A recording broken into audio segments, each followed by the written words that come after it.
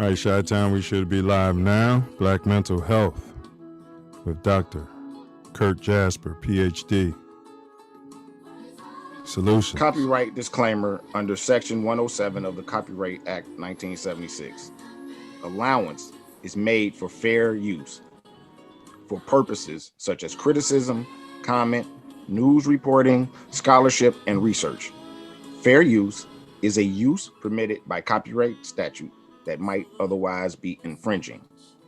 Nonprofit, educational, or personal use tips the balance in favor of fair use.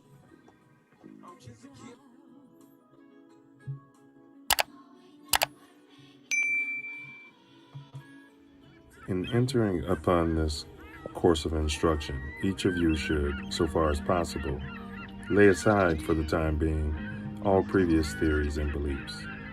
By so doing, you will be saved the trouble of trying all the way through the show to put, quote, new wine into old wineskins, end quote.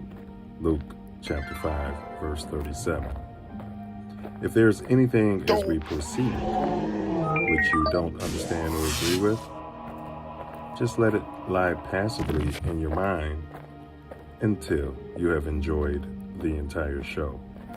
For many statements that would at first arouse antagonism and discussion will be cleared and easily accepted a little farther on. After the show is over, if you wish to return to your old beliefs and ways of living, you are at perfect liberty to do so.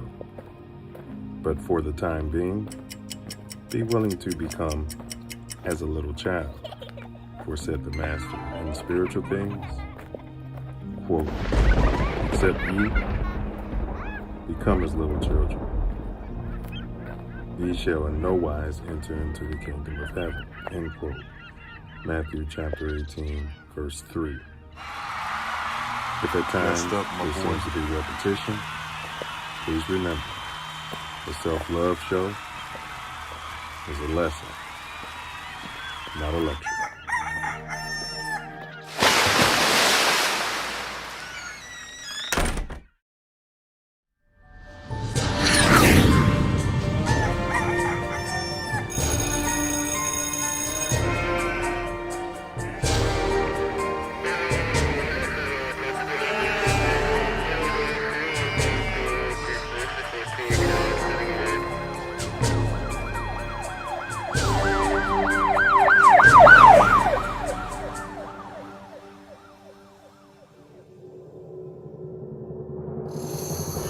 Block right here. I should call this shit no block. It's 10 o'clock. Where the fuck y'all niggas at? This what y'all wanted me in Chicago? O block right here. I should call this shit no block. It's 10 o'clock. Where the fuck y'all niggas at? Niggas ain't outside. It's only 10 p.m. Where the fuck y'all niggas at, blood? O block right now. Where we at? Tell you something, man. This Nino Brown, man. I'm live on O block right now. Where we at? This O block. I'm from Miami. I just want to tell niggas, man, we gotta stop killing each other, man. Yeah, this shit ain't about nothing. All that killing shit, we gotta work together, man. Stop killing each other, my nigga. I had to come over here and tell niggas that shit, my nigga.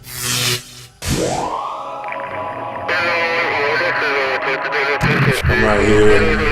See where I'm at. I'm out here. Black Star Line cigars. For grown man. And some grown man stuff. And to the PDs, stop doing that killing. Please, stop doing that killing.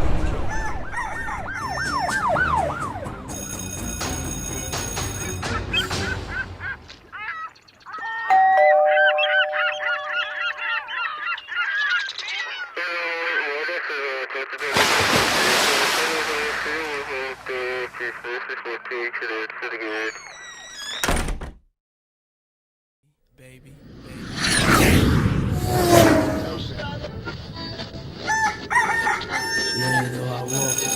I'm not saying I'm going to rule the world or I'm going to change the world, but I guarantee that I will spark the brain that will change the world. And that's our job, is to spark somebody else watching us We might not be the ones, but let's not be selfish, and because we're not going to change the world, let's not talk about how we should change. 24 years ago today, iconic rapper Tupac Shakur was shot. Self Luv Show starts shortly. The rapper was shot inside of a BMW while stopped at a red light on Koval and Flamingo. We all know the story. He then died 6 days later. The shooting happened after a Mike Tyson fight against Bruce Sheldon at MGM Grand. And then there was a brawl inside of the lobby right after that fight. Tupac was in the car with Marion Suge Knight, who was grazed by a bullet. No one has ever been arrested for Tupac's murder.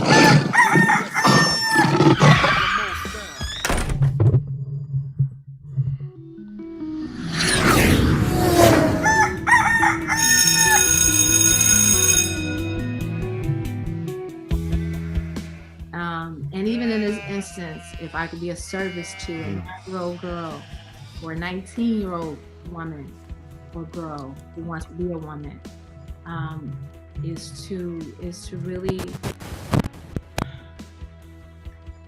really remember that self-love is the best way that you can receive love from anybody else, because it's coming from you. A lot of times we forget that. We look externally for this love. We look externally for this feeling of validation and adoration and approval, and it has to come from within.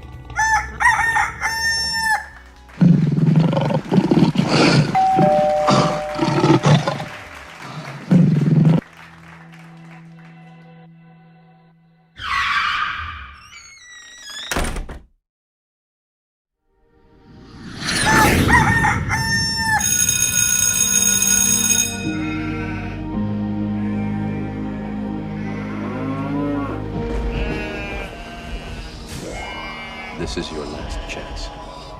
After this, there is no turning back. You take the blue pill, the story ends. You wake up in your bed and believe whatever you want. You take the red pill, you stay in Wonderland. And I show you how deep the rabbit hole goes.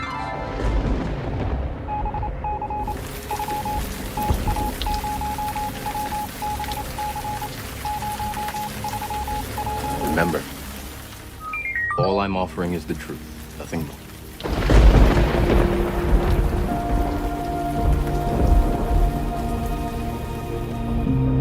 Yeah, the truth smarts sometimes. It smarts.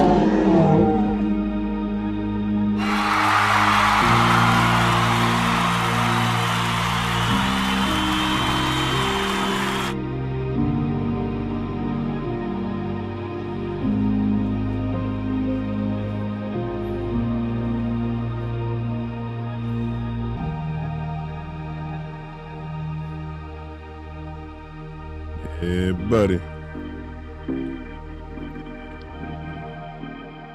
I'm just a kid from Chicago. Yeah, buddy, we got a big one tonight. Silverbacks are back and black. Chicago kids are in the building. Self-love. Vision. Get our self-love vision on.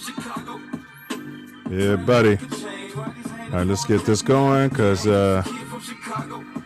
we want to respect everybody's time here tonight. And we're a solutions-based podcast here. And so we want to get into it so we can get all the way down to the solutions.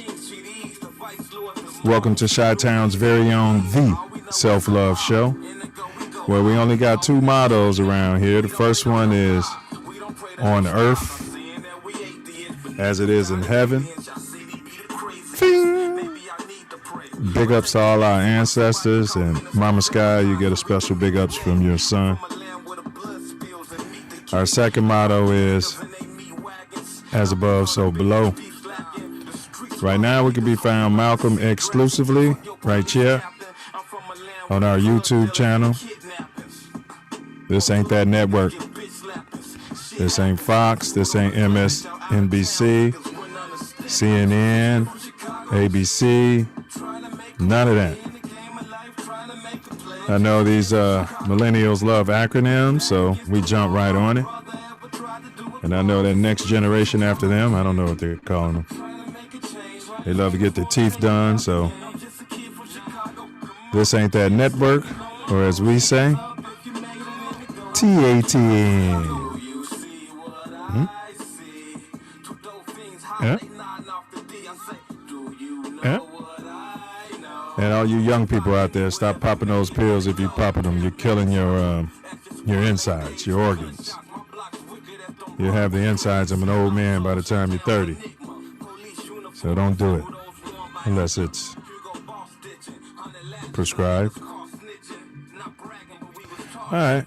So in case you're wondering, this is your co-host, 9 Mills, also known as Self. What down, Chi-Town? What down, what down, what down, what down, what down, what down? Repeat after me. I am greater than my excuse. I am greater than my excuse. The third time is for the actual charm. I am greater than my excuse. We live. We are live. Thank God we're still here. Today is Hump Day, Wednesday, January 19, 2022. And we love to acknowledge that you cats can be any place in this vast, magnanimous universe. And thankfully, we all Scooter chose, big up Scooter, to be here together. Here together. What down, brother Wordsmith? What you manifesting today? Love, man. You know me. I'm manifesting love. What you manifesting? Yeah, man, much the same. Pure, unfettered. I've been told often tough, harsh. But love just the same, Brody. No doubt. Hey, what's been going on on your neck of the shot, fam?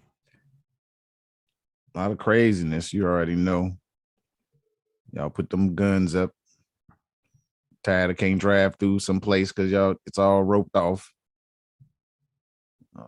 Don't want to be the dead horse, but y'all make it hard. Yeah, stop the killing. For the love of the ancestors, let's stop that killing. Heard you had a cold front or something, bro. Yeah, they got real cold for a couple of days. And then they talking about it's supposed to be 60 at the end of the week. I'm like, what? 60? Yeah. You guys look up HAARP, HAARP. We got to do a show on HAARP, so. Yeah. We got Flat Earth coming up. Maybe we'll combine Flat Earth with HAARP, huh? Hey, I mean, yeah. HAARP's not the only one. It's at least 5. That's a weather control system, allegedly. Yes. And do your own research, question everything, right? Yes, absolutely. Question everything. Facts. So real quick, what to expect tonight. We got a big'em today. First off, as always, the Self Luv Show. We start with the Self Luv Show quote of the day. That's coming real quick. And then we run a short video. It's less than a minute. It's our Moor Growth and Development platform. Pretty much tells you what the Self Luv Show stands for and what we're all about. Following that, we get you a short video called Tattoo Tyranny. Self Love and I, we unpack a video, tyrannical video, I should say. And then next we run a real short video and we decide if that's how to move or how not to move for the Black First vis-a-vis Black communities nationwide. As always, we have a dome teaser. You cats may know it as a riddle. Self Love, I think, is up like 100-2 against the group, against the chat. And then our topic, Black mental health issues and solutions.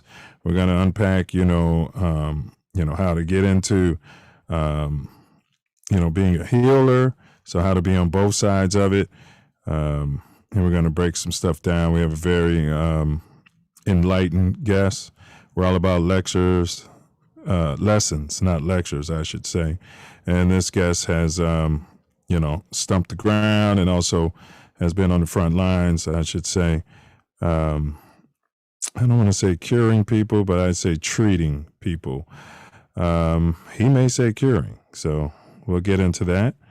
So we have Dr. Curt Jasper coming into the building, PhD. And then we go on to next week's sneak peek. We'll let you know what we got coming next week on the show. And then, of course, we wrap it up with my personal favorite part of the whole shebang. And that's where my co-host, Brother Wordsmith, gives his final words. And he comes off the top of the rip, top of the dome, freestyle, if you know what I mean, and the poetic summary of everything that's discussed pretty much. But first, we got announcements. Self Love, you got any announcements, Brody? Like, share, subscribe, hit the bell. Share it far and wide. Ditto what he said. Let's share this link. We have a guest with a crap load of information. And we all know people who can use this information, whether they're suffering from some form of mental health or maybe their family member is I don't want to say dealing with it, but trying to help them and looking for ways to help. This is a pervasive. There's a lot of trauma in the Black community, so this is potentially a pervasive issue. But we'll leave meat on the bone for the professional. So the announcements, subscribers. We're not doing this for clout. Once we get up to 9,999 subscribers, Self Love and I are going to, as that Tupac video was at the top of the thing, we're going to spark change. We're going to spark change. We're going to use the power of all our ancestors. And that's right. What we're going to do specifically is nonviolent. We'll tell you that, but that's all we could tell you. The rest is proprietary. So that's why we need to get up to 9,999 subscribers, real subscribers, no bots, or else the whole thing won't work. And this is coming from the top. So also be safe out there. That Omicron, it's spreading. And they broke out 5G today in Los Angeles, bro. My computer went to airplane mode. I was having internet issues up front. Yeah, bro. Oh man, because I'm not sure if I know they were supposed to. Oh yeah, they were supposed to. It started today, right? Yeah, but I think they just did it in LA, but don't quote me on that. Yeah. It's definitely in LA though. All right. And then anybody in our chat, we call them the chat rats. If you're suffering from mental illness, if maybe you have knowledge in this field, let us know. We'd also like to know where you're checking in from, like which state or city. But if you got any related experience on topic, please inform us, most Ricky Tick, and I'll stop my yapping and throw it over to the co-host here so he can handle his business. Like, share, subscribe, hit the bell. Share it far and wide. We need to get like minds in here. And if you can't get them in here live, send them the link so they can watch it on their own time. Stare into perpetuity. And we need your help. Point of inquiry, how much does it cost to like, share, and or subscribe? It's the low price of $3.99. That's right. $3.99. Not even a penny or dime. Facts. As always, we have the Moor Growth and Development platform video that we're building the Self Love Nation off of. It's a very important video. But before we do that, we have the Self Love Show quote of the day. Out of suffering have emerged the strongest souls. The most massive characters are seared with scars. Out of suffering have emerged the strongest souls. The most massive characters are seared with scars. It's Khalil Gibran. Fitting. And check out this, and we'll be right back at you. Silverback Moor Growth and Development Platform. Number 1, repair our nation via reparations. We demand our silver back. Number 2, to connect our breadwinners with our activists. And 3, show an accurate depiction of African American Chi-Town. 4, to shine a light on positive influences. 5, heal our community one person at a time. 6, to provide an unfiltered platform for our influencers. 7, recycle the black dollar. 8, to provide mentors for the mentorless. 9, to close the gap between us and our pink kinsmen.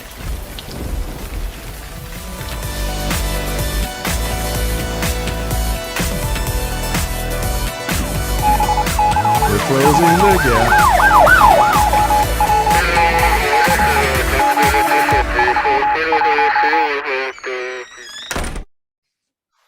And as we know, there is a number 10, and that's standing up and protecting our young ones and also the females in our community. Facts. Absolutely. Let's not forget number 10. If you guys missed last week's show, as Self was saying about this week's show, you can always catch last week's show. You won't be seeing it live. However, you'll be seeing it just as it went up last week. The show is entitled Pink Terror. It's a series Self Love are doing on the history of true terrorism. You know, it didn't start with the Black P. Stones. It didn't start with Al Qaeda and any of that. Oh, no. Oh, no. It even goes back further than, you know, where we started. We started around 1863, but this is going back to Europe. But all the way. Yeah. The Crusades and but you know. All the way back to the Caucasus. Yeah. But we're specifically talking about in the United States and terror against those who look like us. We kicked it off in 1863. It was the draft riots, as they called it, in New York. And then, so the next one, whenever we get back around to it, it's still going to be 1863, and it's going to be the riots in Detroit. So if I do say so myself, we unpacked some great information. Facts. Yeah. Brother, we're going. You let him in? I was going to leave him in the cream room. I had sent him a text. Oh, okay. I thought that was putting him in the cream room. My bad. No. You cool, bro. You cool. But just keep your camera off and your video off, bro, and we'll get you going in a minute. All right. So let's see here. All right. So self-love, we got to get to our you guys make sure you like, share, subscribe. But Self, did you hear about modern day slavery? No. No. Let's go, Froggy. Man. You sound like Froggy on Little Rascals. Yeah, I couldn't get it out either. I couldn't get it out. They had to that was somebody, I don't know who that was, so Yeah, it may have been him. Maybe he changed his name. I know, right? I don't know who that is. Right. So maybe he shared the link with a friend. I don't know, but yeah, we know we got the right person here, and now we got two people. But just let Dr. Curt in, and we'll figure it. Not now. We'll figure it out. Right.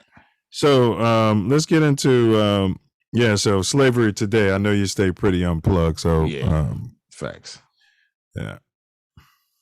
Well, 24 people have been indicted after the feds busted what they call a modern-day slavery ring as part of years-long investigation called Operation Blooming Onion. At least 100 immigrant workers were freed from conditions in which 2 people died. Another was repeatedly raped, and others were kidnapped and threatened with death. Tyranny. NBC News reporter Daniela Silva joins me now. Danielle, this allegedly happened at farms in southern Georgia. The Justice Department says exploitation of the workers included being required to dig onions with their bare hands, paid 20 cents for each bucket harvested, and threatened with guns and violence to keep them in line. The workers were held in cramped, unsanitary quarters and fenced work camps with little or no food, limited plumbing, and without safe water. When you hear that, obviously extremely disturbing. What else did the feds find? Thank you for having me. Officials told me and my colleague Phil McCausland that this is one of the country's largest human trafficking and visa fraud investigations. Investigators say that for years, these individuals brought Mexican and Central American immigrants to the U.S. under false pretenses and forced them to work in brutal conditions.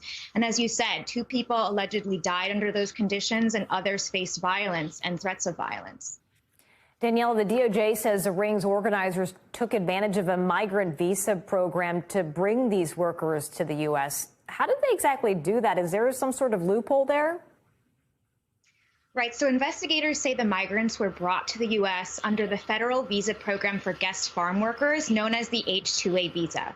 So last year, an NBC News investigation that I was a part of found that as this program has grown, That's the work Americans won't do. Guest workers vulnerable to abuses. With their hands. So while federal laws are supposed to ensure decent working conditions, guest workers themselves and advocates say victims are reluctant to speak out about abuses when the employers are in charge of their housing, transportation, pay, and of course, ability to stay in the U.S. The workers are also often in remote areas and don't speak the language. We mentioned dozens have been indicted in this case. So what are some of the charges that they're facing? And you notice they're not showing pictures of the people indicted, the perp walk.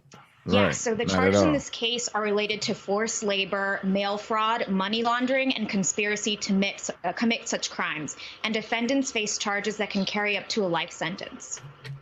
Danielle, you write that this operation is part of a new immigration enforcement effort by ICE. So what's different about it? Right. So ICE said this investigation shows a shift to a focus on cracking down on bad employers who are exploiting people because of their immigration status through such brutal work conditions, lack of payment, and other abuse in order to maximize profits. The agency also said they are encouraging more victims and witnesses to come forward to help in these investigations. All right, Daniela. Never mind that they're here. But, you mean who's here? The immigrants. Well, I guess they're here legally of sorts. I mean, expound. I'm trying to figure out. I mean, they're going to break down on the crackdown on the employers.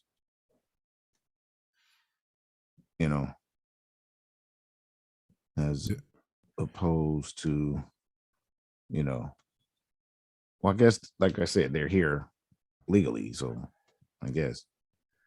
Yeah. I mean, everything they described was slavery, minus the whip and the chains. I mean, we're not going to compare it to chattel slavery, but doesn't seem much different. And as I said as it was running, bro, you notice how they don't show, like, if it was a bunch of Negroes who had done that, man, they'd have them all lined up, pictures, the hair won't be combed.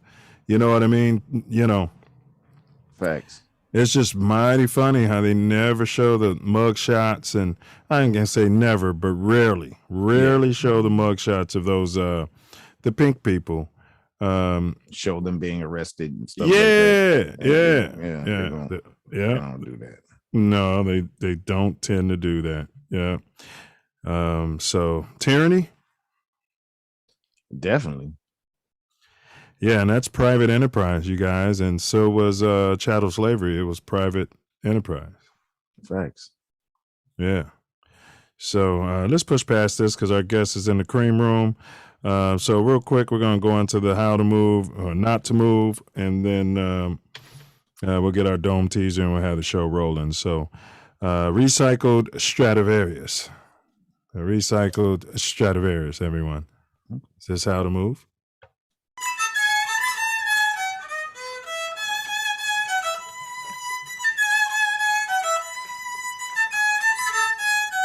He's a professional violinist and music teacher turned carpenter of sorts. That's because Jesus Peralta wants to share his love of the violin with children in Lima, Peru. But he says the only way he can get the instrument into the hands of many future musicians is to make them himself. Wow. So he's been crafting his own violins out of recycled materials. Wood, plastic bottles, and of course, string all come together in his workshop for the total cost of about $20 per violin. Wow. A lot less than the cost of a real violin, which is about $150. Peralta calls his makeshift instrument a bottle phone violin. $150 but can it there. play? Right. Could you tell the difference? Throughout his decades-long career, Peralta has played for Luciano Pavarotti, among many other world-renowned talents, and is now hoping to pass along his passion to the next generation of violinists. For Inside Edition Digital, I'm Mara Montalbano. Let's say self-love. Is that good for the community? Absolutely. That's dope right there. Yeah, he's definitely bigger than his excuse, right? Man, he like, well, we got to make them. And you can make a violin that sound like that for $20. Man. And he's found a way to repurpose some of those plastic bottles that's floating all over the place. Yes. It's great. So we both agree that that's how to move. Absolutely. So I want to give a big ups to our chat. We got DJ Creeper. He said Antonio Brown needs help. I'm the overseer. Yo, Noop. He said One Love. Las Vegas is in the building. So, and then he also said facts, but I don't know what he meant by facts. You know, it must have been something one of us said where he was commenting facts. So, I would think so. Yeah. So I would think so. Or maybe it was something he heard by one of the newscasts. And that first video we ran, big ups to NBC. And then the second video about the Stradivarius was Inside Edition. So let's jump to the Dome teaser and then let's get our guest going. So self-love, how is 7 different from the rest of the numbers between 1 and 10? How is 7 different from the rest of the numbers between 1 and 10? Anyone in the chat, if you know it? Have we done this? I'm having a deja vu or something? We may have. Because I know the answer. So, like, right off the top. Well, we may have. So, we'll see if the chat can figure it out. How is 7? I think we have, now that you mentioned it. Yeah, because... All right, well, how is 7 different from the rest of the numbers between 1 and 10? We'll reveal the answer if no one from the chat can come up with it. But if you think you know it, type it in there. How much does it cost for them to take a guess? $3.99. Yeah, they might get ridiculed a little bit or something, but that's about it. Yeah, but like Self said, free 99. So, all right. So I think we have that promo video in there. Yeah, we got it in there. Production, if you could start that, and then we'll give this gentleman an intro.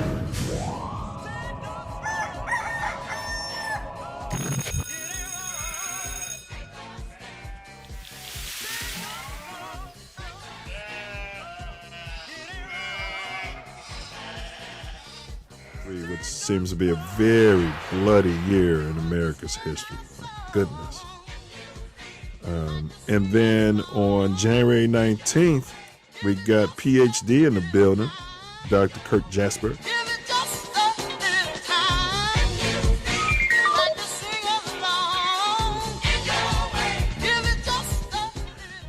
You guys can see him. He had a TED Talk. He's from Chi-Town. Chi-Town in the building.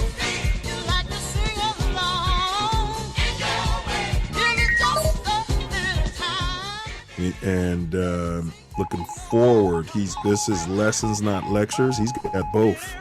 He's got the lecture and the lessons. All right, production, if we could reduce volume, please.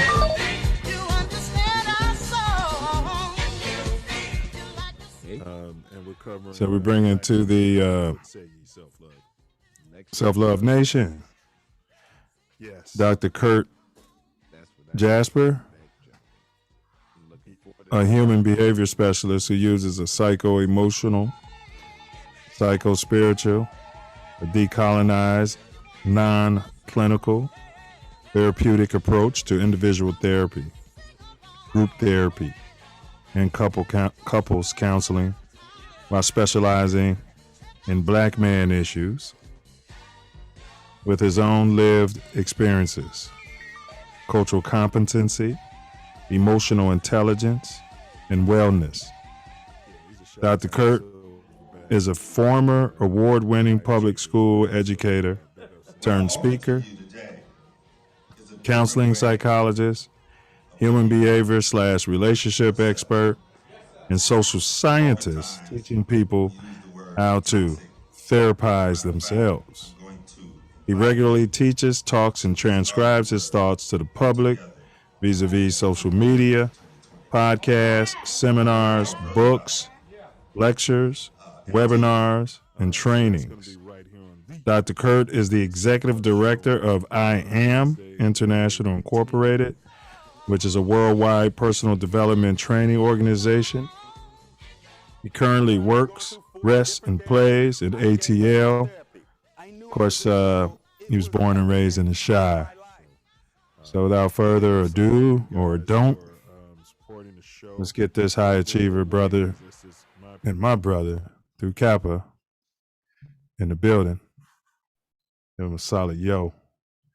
And then, let's see here. Let's interview and admit Dr. Curt. And let me find this other person. That's Dr. Curt. Okay. All right. That's the start of the video.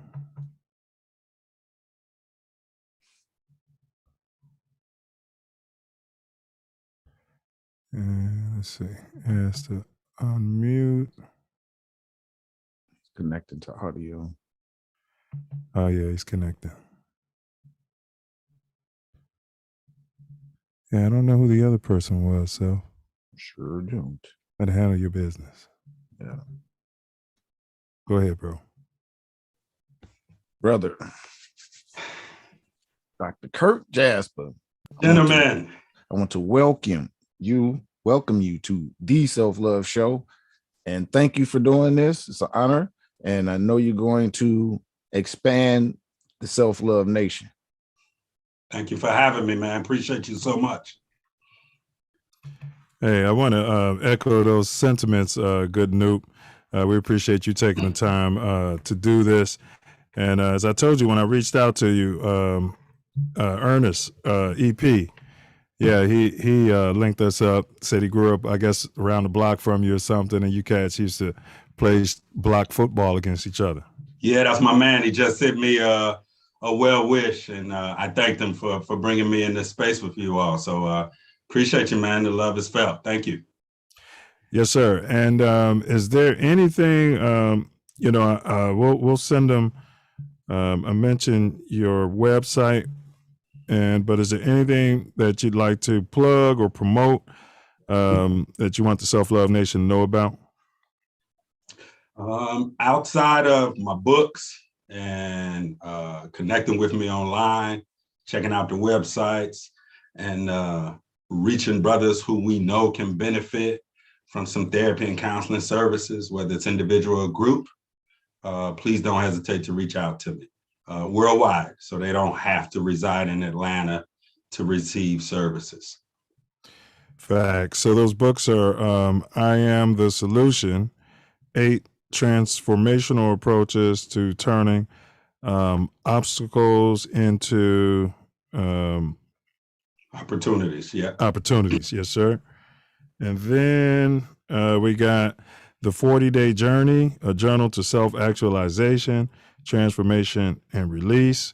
And then I Am My Self-Talk, which is extremely important. 650 notes to self on life, love, and lessons learned. Yeah. I Am My Relationships, a personal reflection of notes, posts, and anecdotes on interrelatedness. The 365 Journal, a daily journal to self-actualization. That's the same one. See, we have a very smart chat, just so you know.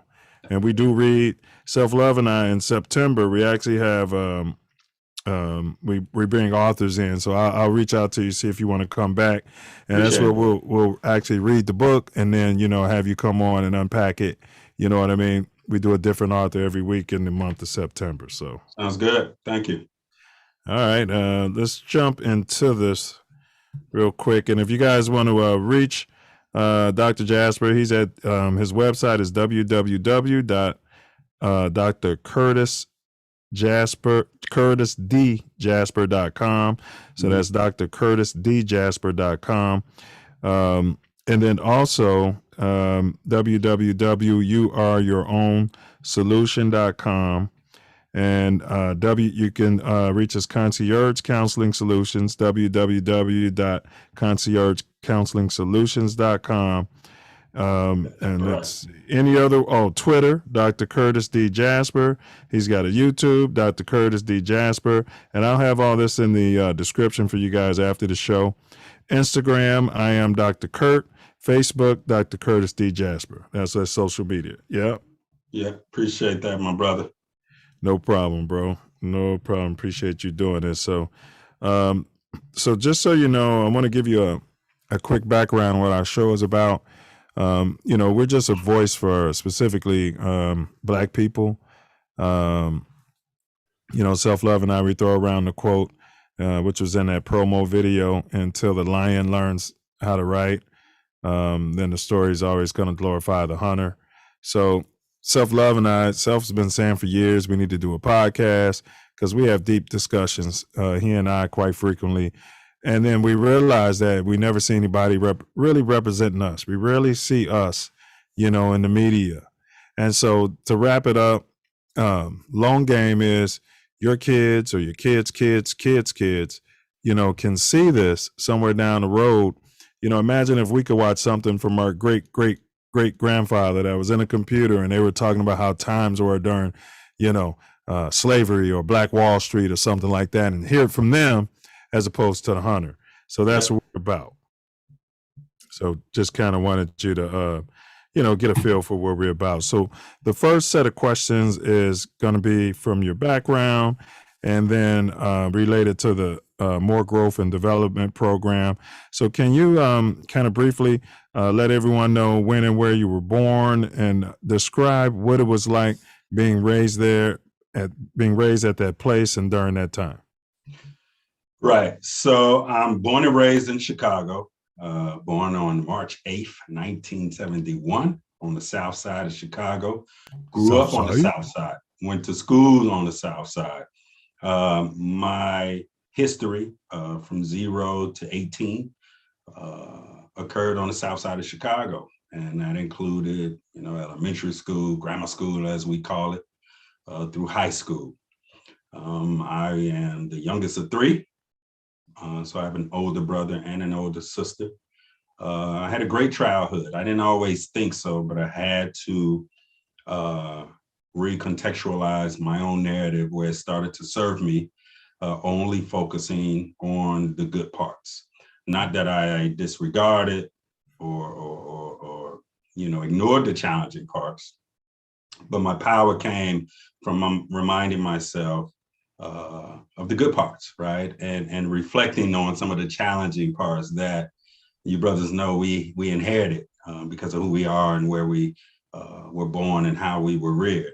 But there's more goodness and greatness in that in those challenges. I used to call them struggles. I now call them obstacles and challenges, because I know, and I know you brothers know, the power of words.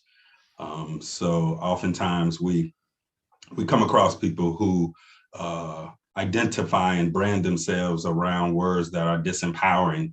And I vowed to not do that whenever I was honored or privileged enough to share a platform with somebody. Can you discuss your elders, some maybe ancestors at this point, how during those times they may have been interacting with you and any other, shorties, as we call them, right. Types of lessons or any colloquialisms that you care to share with the Self Love Nation? So in short, any gems or jewels that you remember being dropped?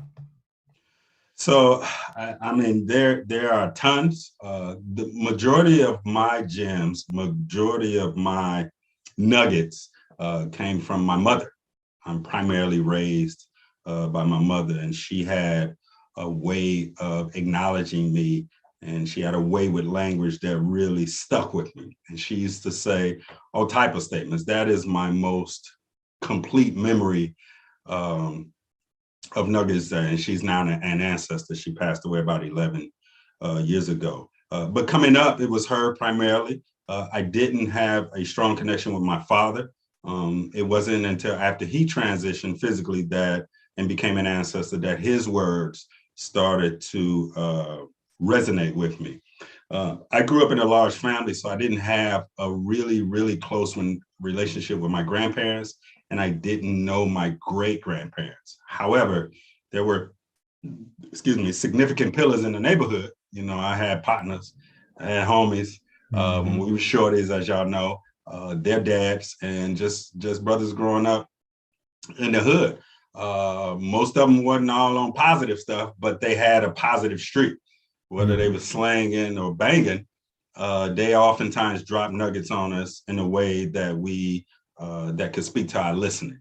And so one of the things that I had to manage for myself, brothers, is those same words of empowerment kind of had me, how do I put it?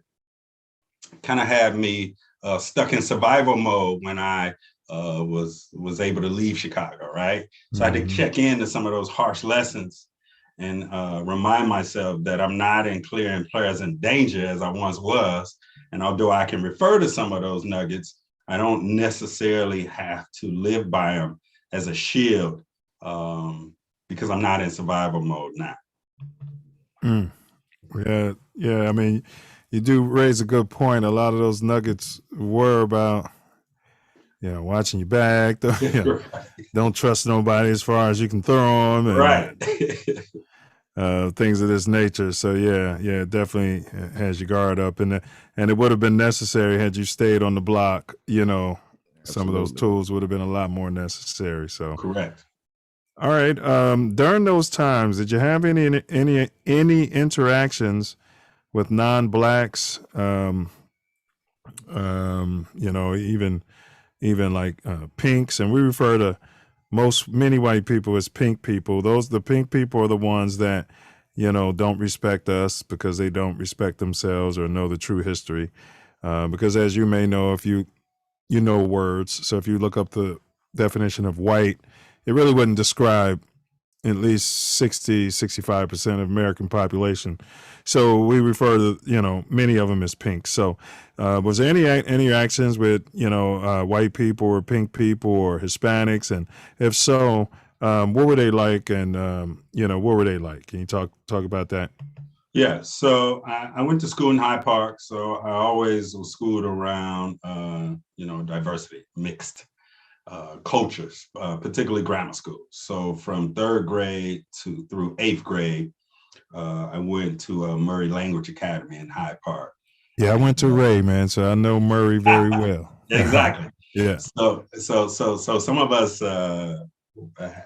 took classes at Ray. I wasn't one of them. I had a bit of a behavior challenge because at the time I was living in South Shore, and if you know anything about 71st Street back then, it was totally different than Hyde Park. So my early experiences Yeah, I went to school with Asian and Indian and white, and of course, Black coming up. High school was mostly Black, but there was a large percentage of white and others there. My earliest memories with white people were almost non-existent, with the exception of the school hours, right? And even then, although I was friends with them in grammar school, in elementary school, it was just during the school house times. It wasn't until I really had direct exposure to white people until I went away to college in Iowa. And that's when the shit got real for me. Because I realized that some of my skill sets were non-transferable, and I had to develop some new skill sets in terms of survival on the white campus. And at the time, when I went to college, it was 30,000 students on campus, and it was less than 1% of Black students. That included undergrad and grad. And y'all know that from U of I. So at one time, I think U of I was up to about 50-something thousand. So to large institutions that really, you know, if I wasn't careful and grounded and had the support, it really could have damaged me. But of course, I ain't let that happen. Yeah, and it's interesting. And when I look back on it all, I had, friends of different races, and felt like Noop after around 6th, 7th grade, they maybe started pulling away, you know what I mean? And even like in high school, I interacted with other races, but and through work and jobs and professions, but it seems like whenever the job ends, somehow there's no more communication. Absolutely. That's the reality that I've lived. Okay, but who was the first U.S. president that you can remember? Carter, actually, that I have memories from, like Jimmy Carter. I remember the accent, the Southern accent. Yeah. Way back when. Other than that, that's the first one that I started remotely paying attention to. Yeah, same for me. What were interactions with 12, i.e. the police, like back then? Did you have any interactions with them? Oh yeah. I stayed interacting with them, hanging out, going down to 29th Street, being locked up for disorderly conduct and waiting on the I-bond, getting out between, somewhere between 5 and 6 in the morning, and catching the train home and walking in, getting on punishment because I obviously exceeded curfew. But I was very outgoing coming up. As a matter of fact, being what I considered a pseudo bicultural, I had to change who I was on the bus ride from South Shore to Hyde Park. And I had to become someone, at least at the time I felt that way, someone different on that bus ride, symbolically and metaphorically. So on the weekends, I sort of exercised my right to freedom of expression. And it wasn't always well received around the middle class and upper middle class environment where I spent the majority of my social time. Yeah, and for those who aren't from Illinois, it's his own recognizance bond. And they let you out because, pick you up, throw you in the paddy wagon. They still had paddy wagons then. Call you all kind of names and try to demean you. And then throw you in lockup. And then you get out on what we call the I-bond, which is no money. And then you show up to court, if you show up, because normally everything was going to get thrown out anyway, because Chicago has a bunch of heinous crime going on, and there was never really any room for, depending on what you were doing, like for graffiti and things like that. Normally they throw it out. So right. All right. Can you speak on how many times, if you can remember growing up, were you hearing a lot of gunfire and stuff like that in your community? Absolutely. I mean, it was almost normal, right? We'd hear gunshots to the point where we didn't even flinch. We just didn't. I've even been shot at. So growing up in Chicago, dodging bullets, literally hearing them ricochet off the ground in the buildings was a real thing coming up. But hearing sirens and gunshots and loud everything, right? Just loud was the norm for me. I didn't even realize it was a thing until I left home and was like, man, this peace and quiet is something to be acquired. Yeah, that peace and quiet kind of smacks you over the head. It does. Did you lose anyone personal or close to you to that violence, or maybe to drugs, or, you know, alcoholism or mental illness? You remember losing any friends to that? I didn't lose friends directly. I mean, one of my best friend was shot. Of course, he survived, and we were grown by that time. I did lose friends, one to a car accident, and some relatives to drug overdoses and things of that nature. But I didn't have anybody in my circle who experienced their demise by way of gun violence, and we're grateful for that. I mean, guns were around, but they were few and far between. You know, we did a lot of fighting, right? We fought on a regular, but it was rare that someone would up a pistol, and if they did, we was out of there.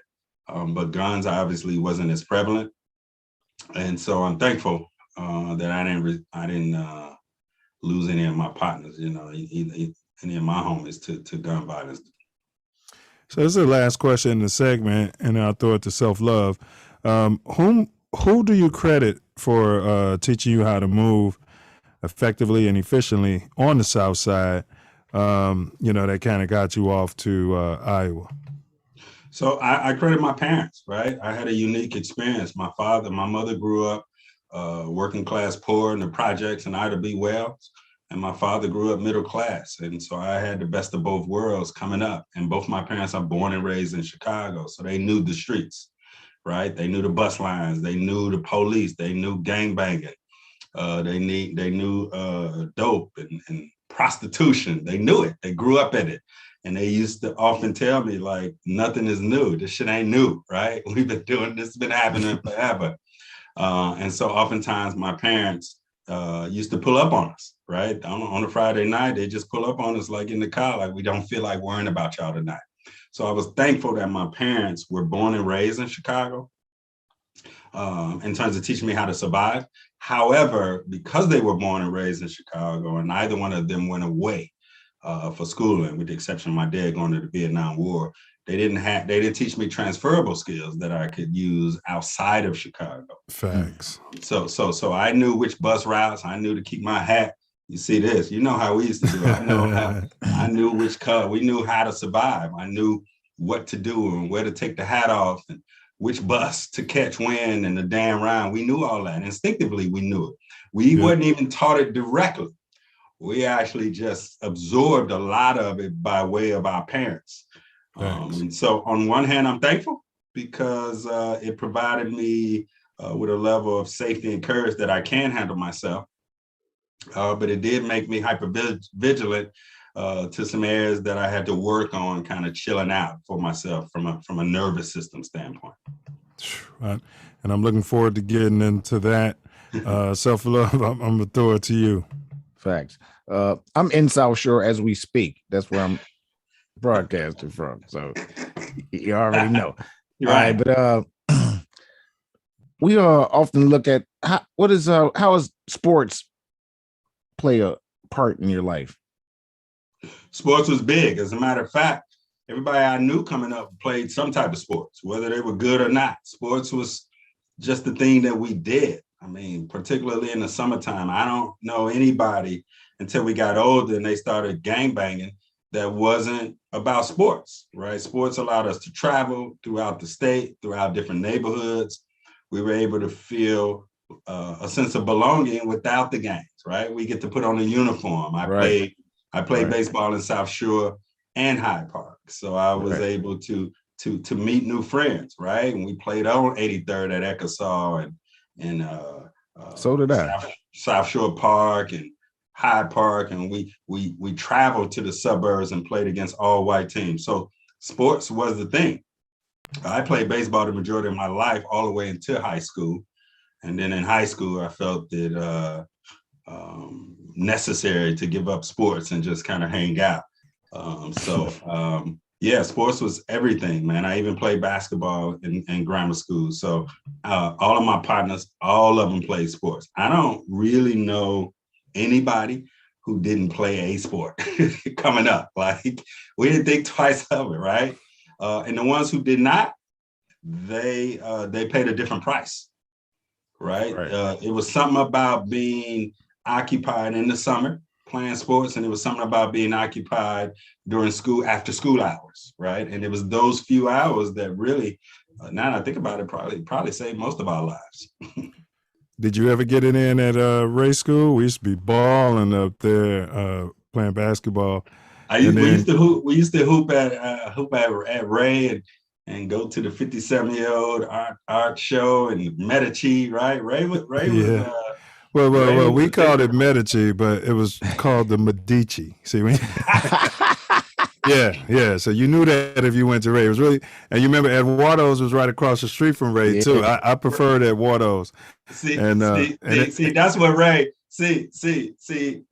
That's what Ray would do to a Murray, right? They always try to come. It's the Medici, yeah. It'd be like, you wearing last year's odds, you know what I'm saying? Right. Yeah. But you know what? Lab used to do that to us. Lab school, yeah. Exactly. Charlotte Ford gave you some applause just in the chat. I'm the overseer. He's a beta noob. He said, "Big ups, Dr. Jasper, yo." Charlotte said hashtag self-love books on deck. Gloria Miller said love yourself in the back of the bus where the driver can't see. All right. So yeah, when you was young though, like my mom would tell me, sit right behind the bus driver. You know what I mean? Yeah. All right. So my mom gave me a different message on the bus, right? Going to Murray, because I started off at O'Keefe in South Shore, right? But at Murray, my mother was like, if you get kicked off this bus for acting up, you got to walk to school. I ain't got no cop-out for you. Take the damn bus and sit your ass down and act like you got some sense. Man. All right, so we're going to jump into our foundational questions. So what's your take on reparations? The reason we call ourselves silverbacks is, besides the fact, that we're silvering, is that we want our silver back. So what's your take on reparations? Critically necessary. It won't even be the great equalizer in the event that it does come through, right? This is, I wish I had another word to replace owed, right? O-W-E-D.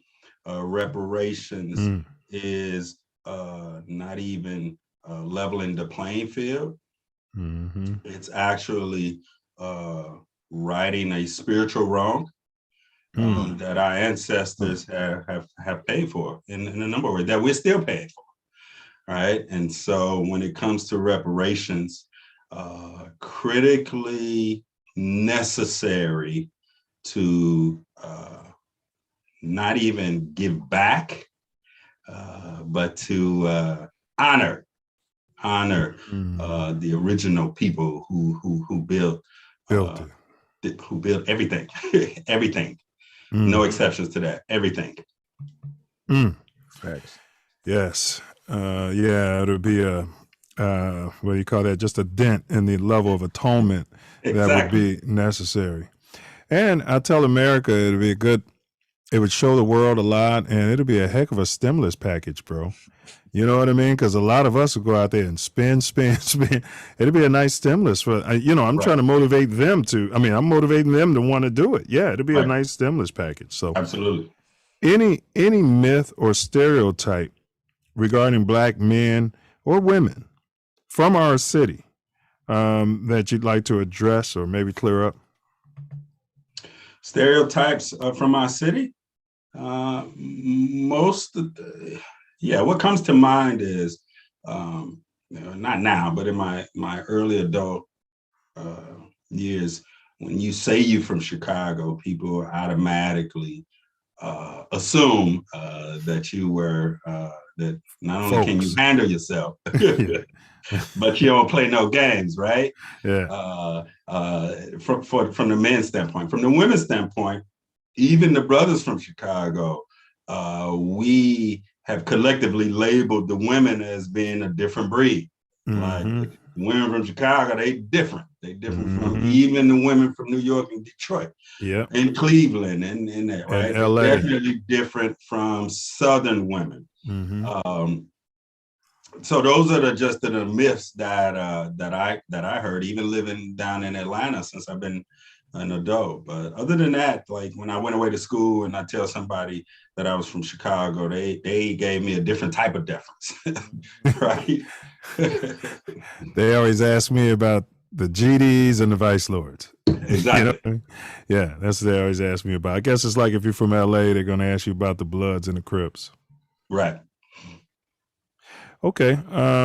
What would you like to see us as foundational Black Americans do to prosper? I know that's a broad question, but if you had to, you know, if the president was asking you, if you had a meeting amongst Black men, what would you say that you would like for us to do to get this knee off our neck? I would say to focus on Black solidarity, right? Like Black first, right? To collectively accept and share allegiance to Black solidarity first, right? And we can get anything done, right?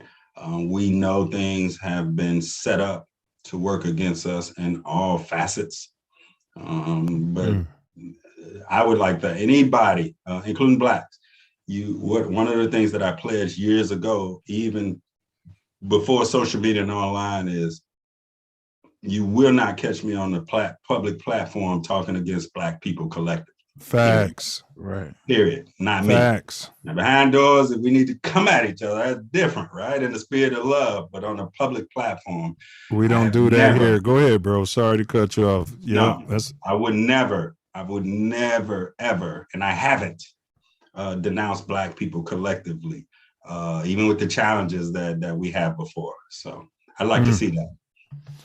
Yeah, our platform is, we save that for another time. There's enough of that all over the internet.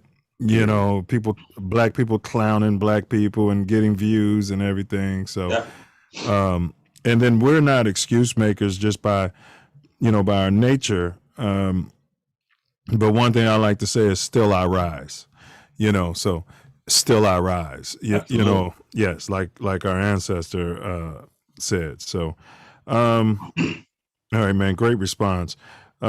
What do you think foundational Black Americans should do to eliminate the financial gap between us and our white/pink counterparts? So I'm not sure that we could do anything outside of some systemic things to eliminate, but we can lessen some of the financial challenges, again, by coming together collectively, by putting Black first, by shopping with Black businesses, by doing programs like this, right? Just putting Black first, right?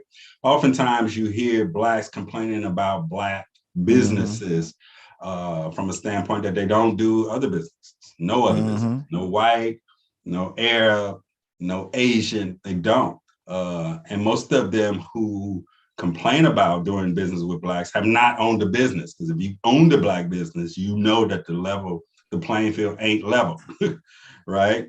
I first focus on doing business with Black entrepreneurs and Black owners, period. Even if the quality is a little less, so what? We'll work through it. But my dollars are intentionally, a percentage of them a high percentage goes to Black businesses. So I think if we focused on that without publicly guilting and shaming one another, we don't have the luxury of credit lines and suppliers and things of that some of other cultures do. And things are set up against us, redlining and credit and things of that nature, right? So lots of things. I say put black first. And that comes with circulating our dollars amongst ourselves. Man. Well said. And I've been telling Self Love, if I'm going to be screwed, I'd rather be screwed by a black man. As horrible as that sounds. Because we go out and do business, most people are going to do right by you no matter what race they are. But some people are going to get over on you. And at least, if it's going to happen, I'd rather be screwed by a black man. And another point I'm going to make is this. Our communities like Black Wall Street and what's his name, the richest guy, what was his name? Mansa Musa.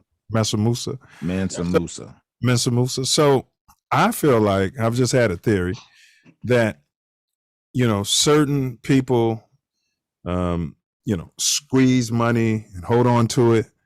And it seems like we're more free with our money. And I think that's what makes an economy grow. Problem we're having is that we no longer, to your point, have places for us to spend that money. It's okay to go blow your money as long as you're recycling it within the community and you got a business and people are blowing their money with you, and then everybody's getting bigger. And I think that's why we had Black Wall Streets, because we didn't squeeze our money, until we started a business. We might have saved it and then started a business, but we spent freely, but we were spending freely amongst each other. Now we spend freely downtown at the Gucci store and on Rodeo Drive, and none of that comes back to us. Facts. Agreed. All right, so let's hit the chat really quick. Let's see here. E. George Perry, he said Medici pizza. He said he called it Medici also. Yeah, I mean, we all did. We all did. I was running around too calling it Medici. Don't get me wrong, but some of my white friends at school was like, it's Medici, and I had to go up there and verify it, and it is Medici. What I mean? So I still call it Medici. If you guys, we get to call it look, we get to call it what we call it now. That's what I was gonna say. If y'all want to wallow in your ignorance, you're going to Medici. See what I said. We ain't go to Ray. Look, all us ain't go to Ray now. hey, Dr. Curt, that's what they be like. This ain't English class, Like, all right, it's all good. Right. All right, so I'm the overseer said sports saved his life. Yeah, sports is pretty big in a lot of our lives. Yes. My boy Joe Wyatt, he's a West Sider. Big ups. Like to see more West Side get in the building. He said we need to help each other more. And and this brother, he lives by that too. So I agree. And out West, it seems like there's more of that attitude, bro. Helping each other more. As I hate to say it, but yeah, they be looking out for each other out West. On the South Side, you tend to feel like you on your own or you and your clique, and that's it. And y'all on y'all own together, so. Like a lot of people, it seems like a lot of people move straight from the South into the West Side. That's exactly right. That's exactly right. And some, more than the South Side, and some would leave the West Side and go to the South Side, what I mean? Try to become bougie or something. Yeah. For lack of a better, that's what my feeling is about it. All right, and H. Moultrie said, keep working. All right, big ups. Charlotte Ford said, true, put black first. And yes, sir, recycling got to. the black dollar. Yeah, we're big on that.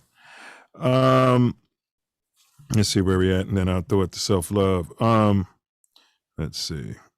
What can black men do, essentially, to protect our women from being murdered, kidnapped, sex trafficked at an abnormal clip? All right. So the first thing we must do is not to be a part of that.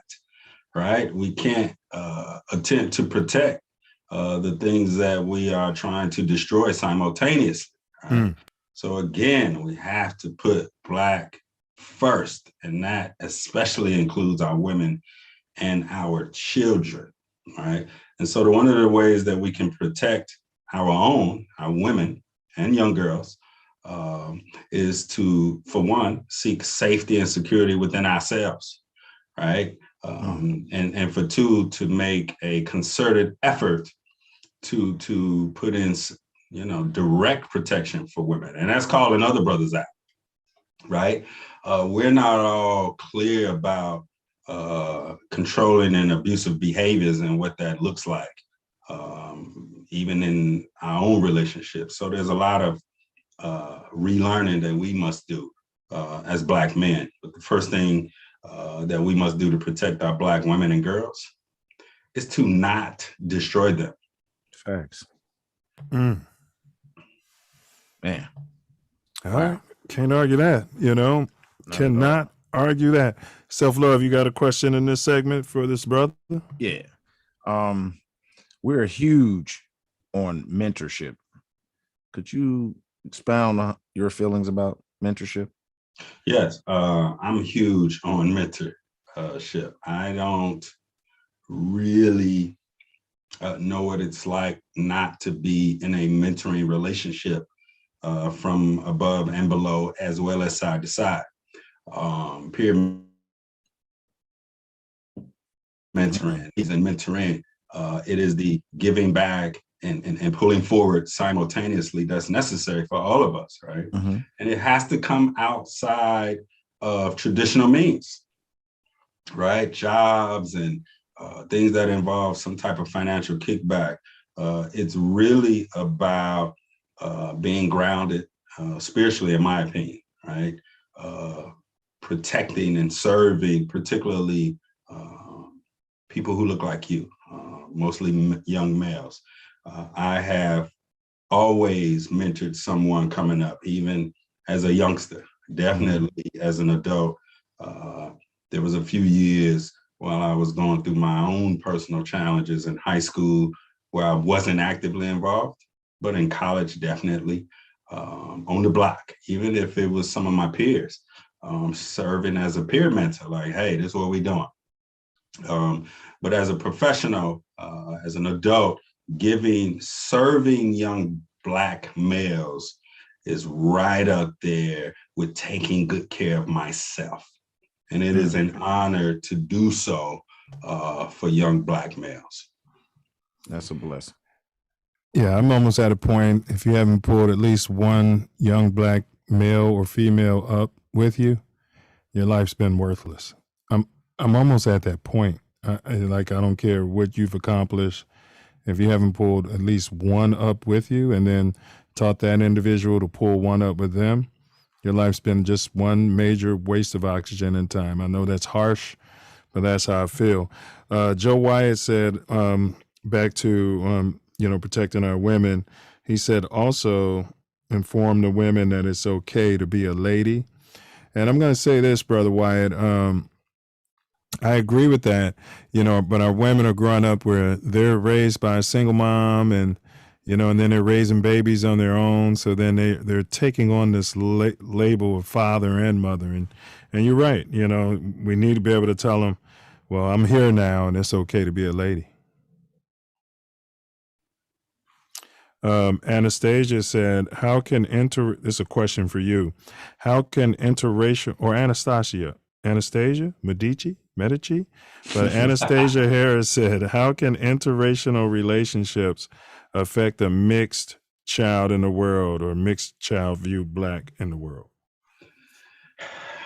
So if that question is for me, it depends on why and how you're choosing to use the word mix, right? We all mix with something, but if if one of your parents is Black, whether you say Black or African-American or African, then you are Black, right? That's my personal view. Obviously, both my parents are Black. I had a large number of friends who had one white parent and one Black. And although they had a unique child experiences, they were clear that they were Black, and the world showed them that they were Black, regardless of that one white parent.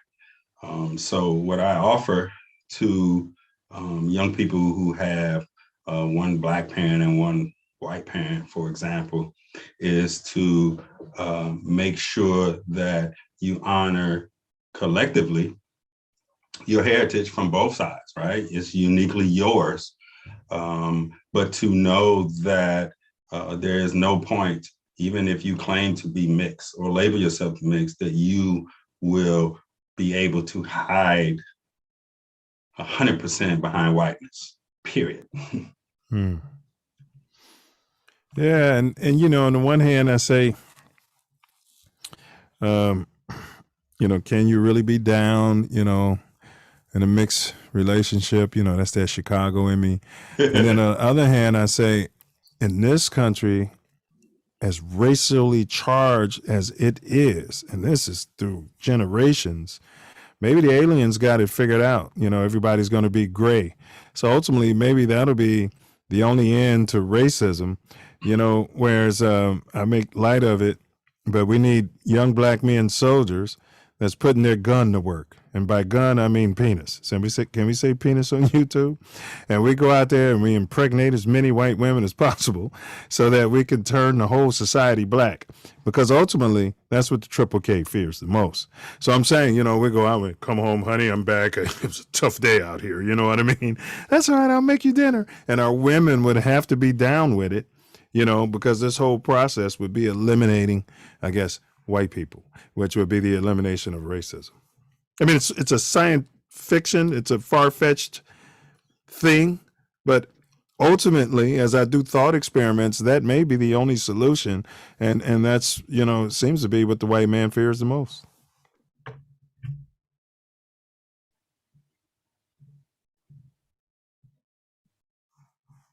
Yep.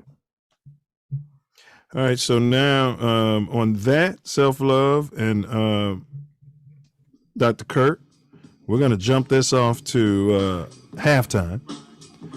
And so we just take a quick 6-minute break, and then we'll come right back. We got some great videos for y'all. Self will break it down. So I'm going to mute you and stop your camera, stretch your legs, and then we're going to come back for about 45 minutes and wrap it up, bro.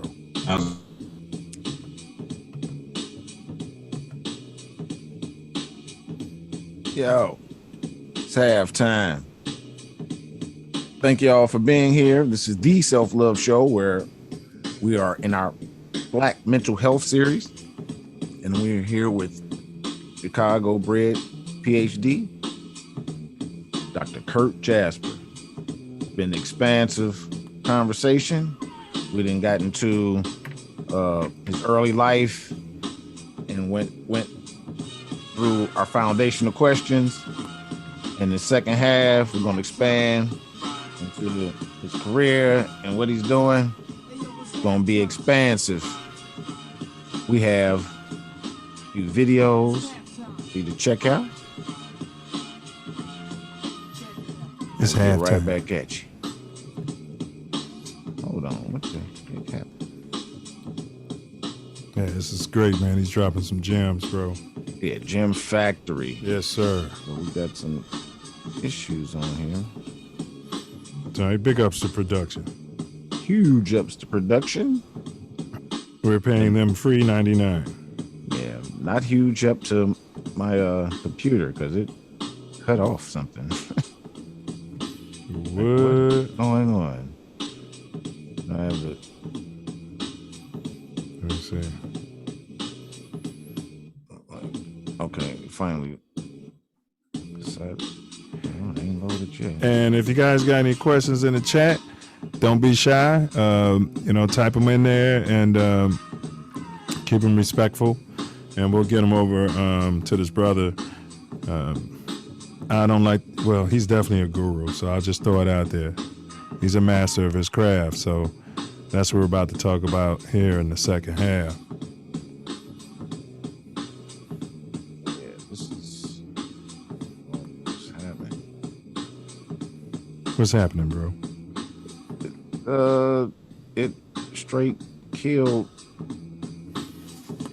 Chrome and it won't load.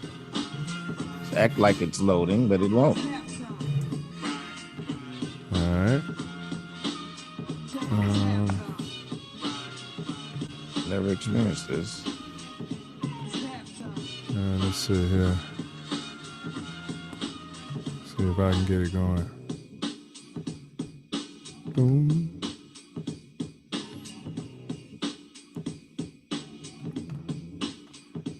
Boom, boom. Big ups to Nas. Here's halftime. Okay, finally. Let's see. Let's see how long that's gonna take.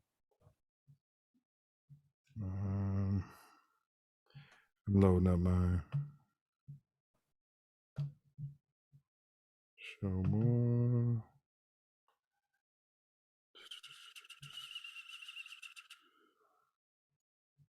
$119.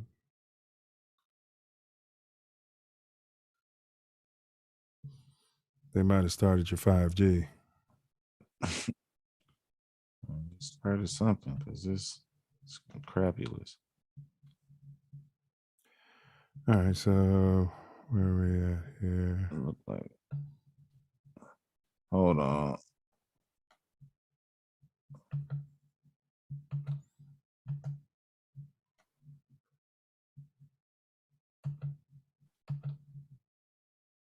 This is ludicrous. Totally, completely. And you can mute. I think it's gonna start up on my end.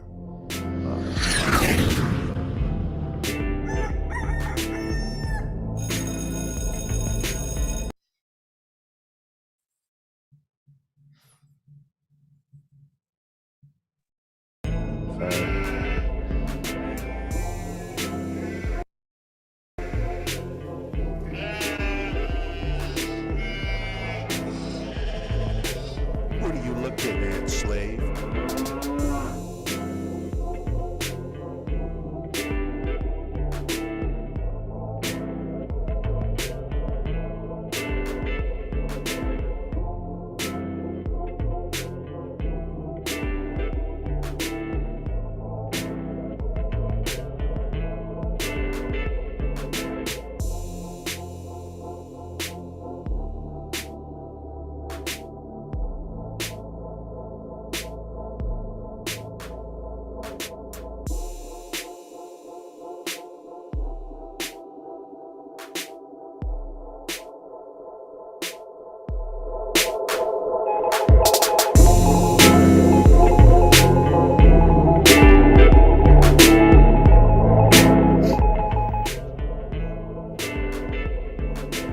Silence is violence, and evil's greatest ally. Those who turn a blind eye act like they don't know why. Say the police would not use such behavior. If you white, you right and have favor. But if you black, your body's pile high. Sight unseen, right in front of your face on the video screen, know what I mean? Popo lie. Fear for their life from an unarmed man. I guess he felt melanin was his weapon. They killed. Nigga, get your hand out my pocket. Get no charges and go free. So we need to be on our P's and Q's. Don't play no fool. The rules ain't fair. Life ain't no crystal stair. So we best prepare. Our little people, if you see something, say something. 12. Show the world we do care. So beware. Silence is violence. Get you a trip to the devil's den. Self love, you done did it again, Loop. You a genius.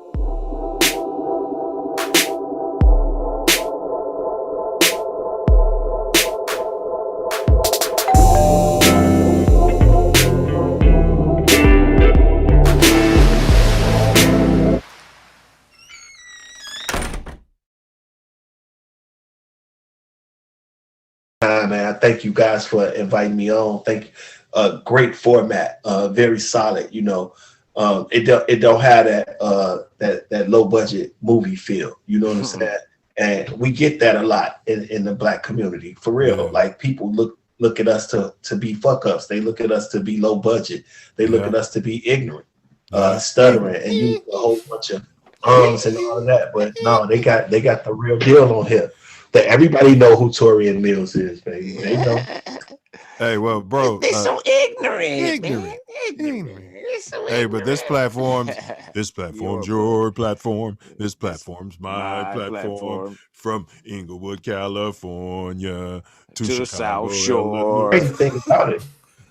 This platform is made for for you and me. It's made for you. The Do crazy ordain and establish this Constitution for the United States of America. I was trying to get out the end of the preamble, but go ahead, bro. Give it all and I won't slow. Yeah. I'ma show the world what they don't know. I'ma be the one. I'ma be the one when I'm done. He ain't lying, y'all. Higher. If I made it this far, I'll go higher. If I made it this far, I can make it anywhere. If I made it this far, if I made it this far, I'll Welcome back to the Self Love Show.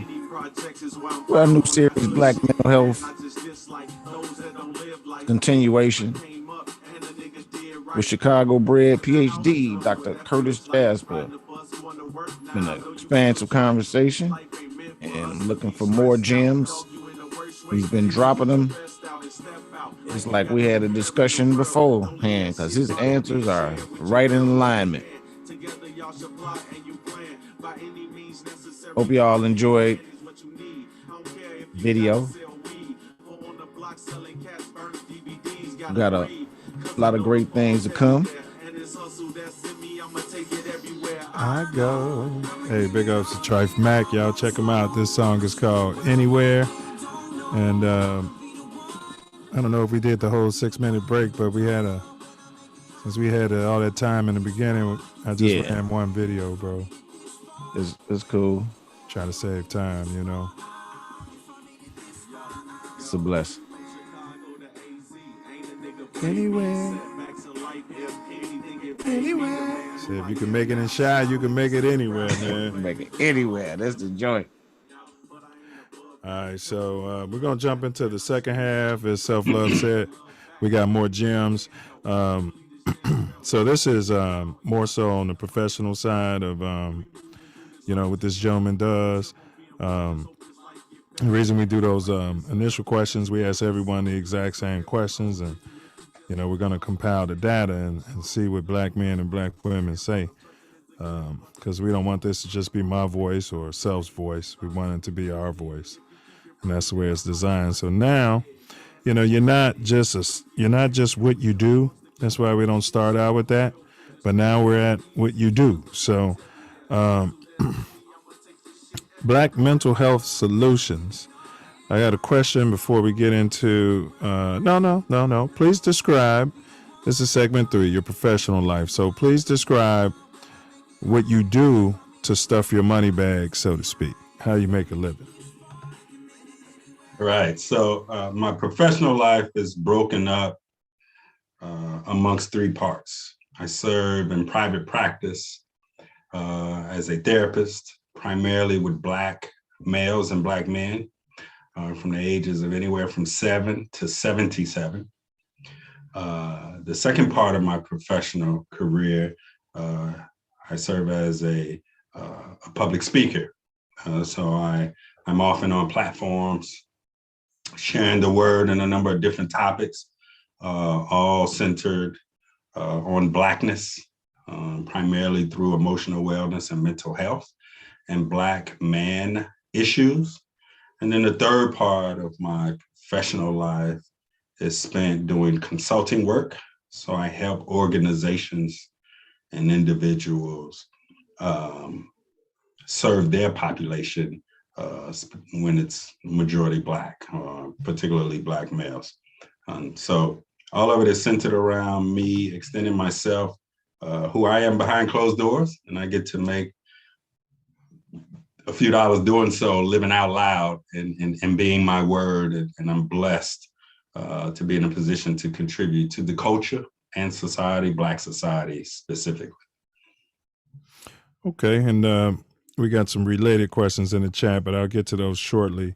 How are the opportunities, for brothers and sisters, in your industry? Are they looking for us? Is there a shortage? There's definitely a shortage. It's about 4% of Black mental health professionals as a whole, right? So part of the reason why we're just getting to receiving emotional and mental support is because we're underrepresented in the industry, right?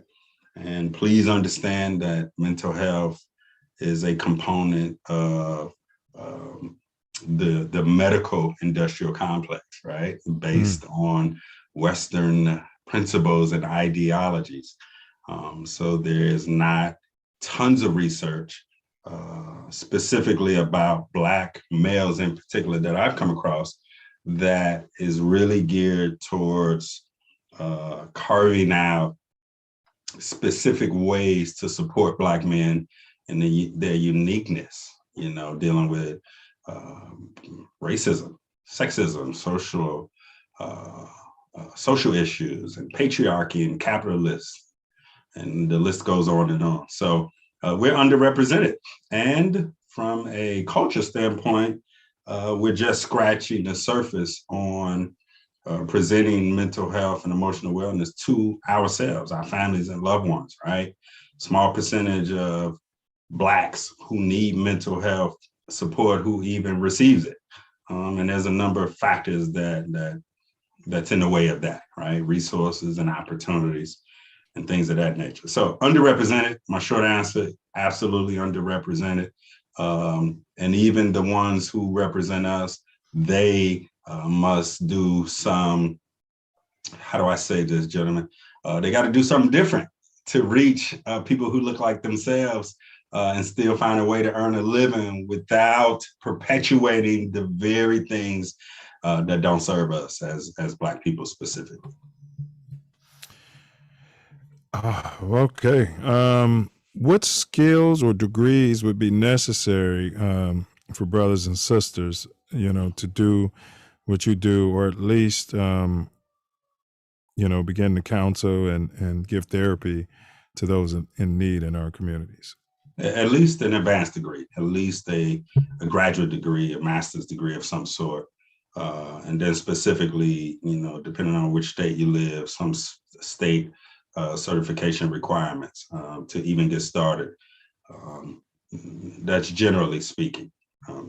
And so there, again, there's some obstacles in place that will keep you overworked and underpaid unless you carve out a niche and really be creative on how you represent and who you serve.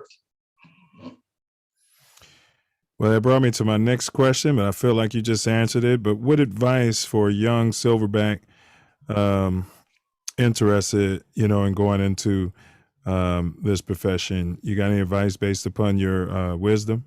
Yes, get in therapy, right? To become one is to see it, right? We can't become what we don't see. So get in there. You don't have to have something going on to sit across from someone who looks like you to check in with yourself, right? So get in there, right? And see how it feels and what it looks like, and then determine if that's something you want to pursue. That's a good answer. I never would have thought of that. That's why we're about lessons, not lectures. How, if any way, do you use your Southside upbringing within your profession? It's good. So I work with a mentoring organization, Next Level Boys Academy, and we worked with some unique Black boys who have been through some challenges. A large percentage of them are involved in the judicial and the criminal justice system. Part of me being from Chicago is that young people always, you know, when they say they feel you or they got you, as young people say, they mean that. And they watch every nuance of your beingness to determine if you have credibility to serve them, right? Not tell them, but to be amongst them, right? And they gravitate towards things which are most resonant to themselves. And so coming up on the South Side, you know, I'm not from the South. So I walk in a room, even with the young gentleman down here from the South, and they immediately recognize the energy of growing up in the third largest metropolis. At least it was the third largest. I think Houston or somebody might be on our ass by now, but generally speaking, the third largest metropolis in the country. They feel that, right? They read that. And so that helps. Primarily, it helps from a comforting standpoint for young boys. They figured if I made it out of where I made it, clearly I could share healing and guiding and mentoring spaces with them, being from Atlanta or somewhere in the South. Well said. Well said. And I think I definitely know what you're talking about. They have to respect you before you can lead them. You know, excluding Dr. Curt, and we're talking about your professional successes because you're pretty modest about your achievements. Whom do you attribute for your professional achievements besides yourself? Whom do I attribute my professional achievements? Yes. The village, right? Mostly my experiences, right? My experiences have been my greatest teacher. As I've been known to say, words don't teach, only experiences teach. And so I have positioned myself to a fault and through some costly lessons to take some harsh journeys that have gotten me to where I am now. But other than that, or in addition to that, is the Black community, right? Growing up, my parents, my friends, growing up on the South Side of Chicago, I get to pull at 50 years old, I get to now pull from all of my experiences, particularly those experiences that have served me. And the ones that did not serve me, I got the lesson, as you said. So I don't lecture myself. I extract the lesson and I keep it moving. So collectively, I'm responsible for someone, my parents, both my mother and my father, for staying on my ass, for empowering me, for talking that good shit to me, right? For giving it all to me, right? And believing in me. The number one thing that both my parents got over to me is that they believed in me, and who I am is enough, right? And everything else from that is a bonus. Yeah, I want parents and what do you call them? Guardians to just really just sink their spirit into what he just said, because as Black people, we don't get a lot of outside positive talk. So I know your I am is about, self-talk. And so things can get programmed in us, where, we say the community ain't crap. I got to get the F up out of here. My family ain't crap. I'm not crap. And if you start feeling that way, then, you can do things that'll land you in jail or dead. So, especially if you repeat that over and over to yourself, it becomes part of your self map. And once it becomes there, then it becomes real. Correct. So vibrate love, y'all, at all times. Self, I'm going to throw it to you, and then we're going to hit these questions in the chat. It's some good ones. Just want to say, love yourself, everyone. I want to thank this brother again.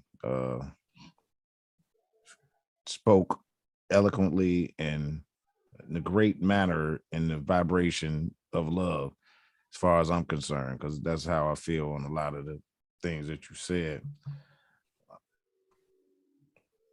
Thank you, brother. I appreciate that. All right. So E. George Perry said, being as though therapy has a negative connotation. It's kind of one of my questions, sort of, but I'm glad he got it out. As a negative connotation in our community, how does one convince a friend or loved one to seek help? Great question. Right. So part of it having a negative connotation and a stigma is that we are quick to denounce things we don't understand. We're quick to denounce things that we haven't personally experienced, that we have heard about second, third, 15th hand.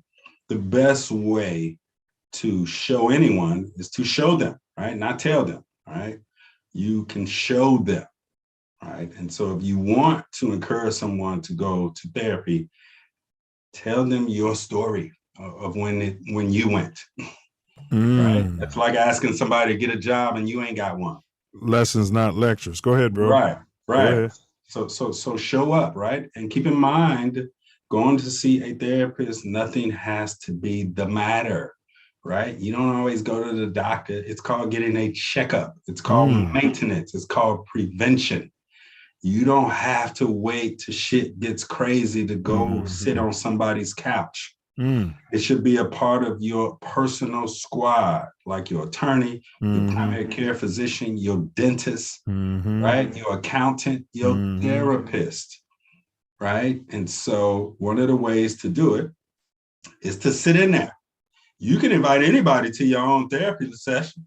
I tell clients all the time, invite your partners. And quite frankly, the negative connotation, again, is propaganda.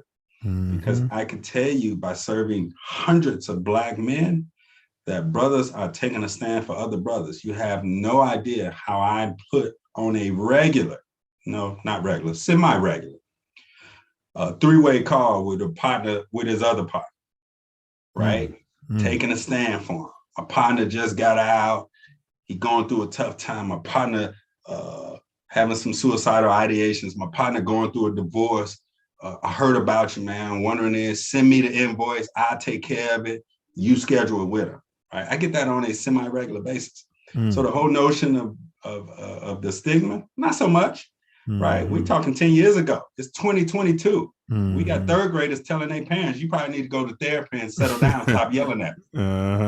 Right? We got that now, right? It's common.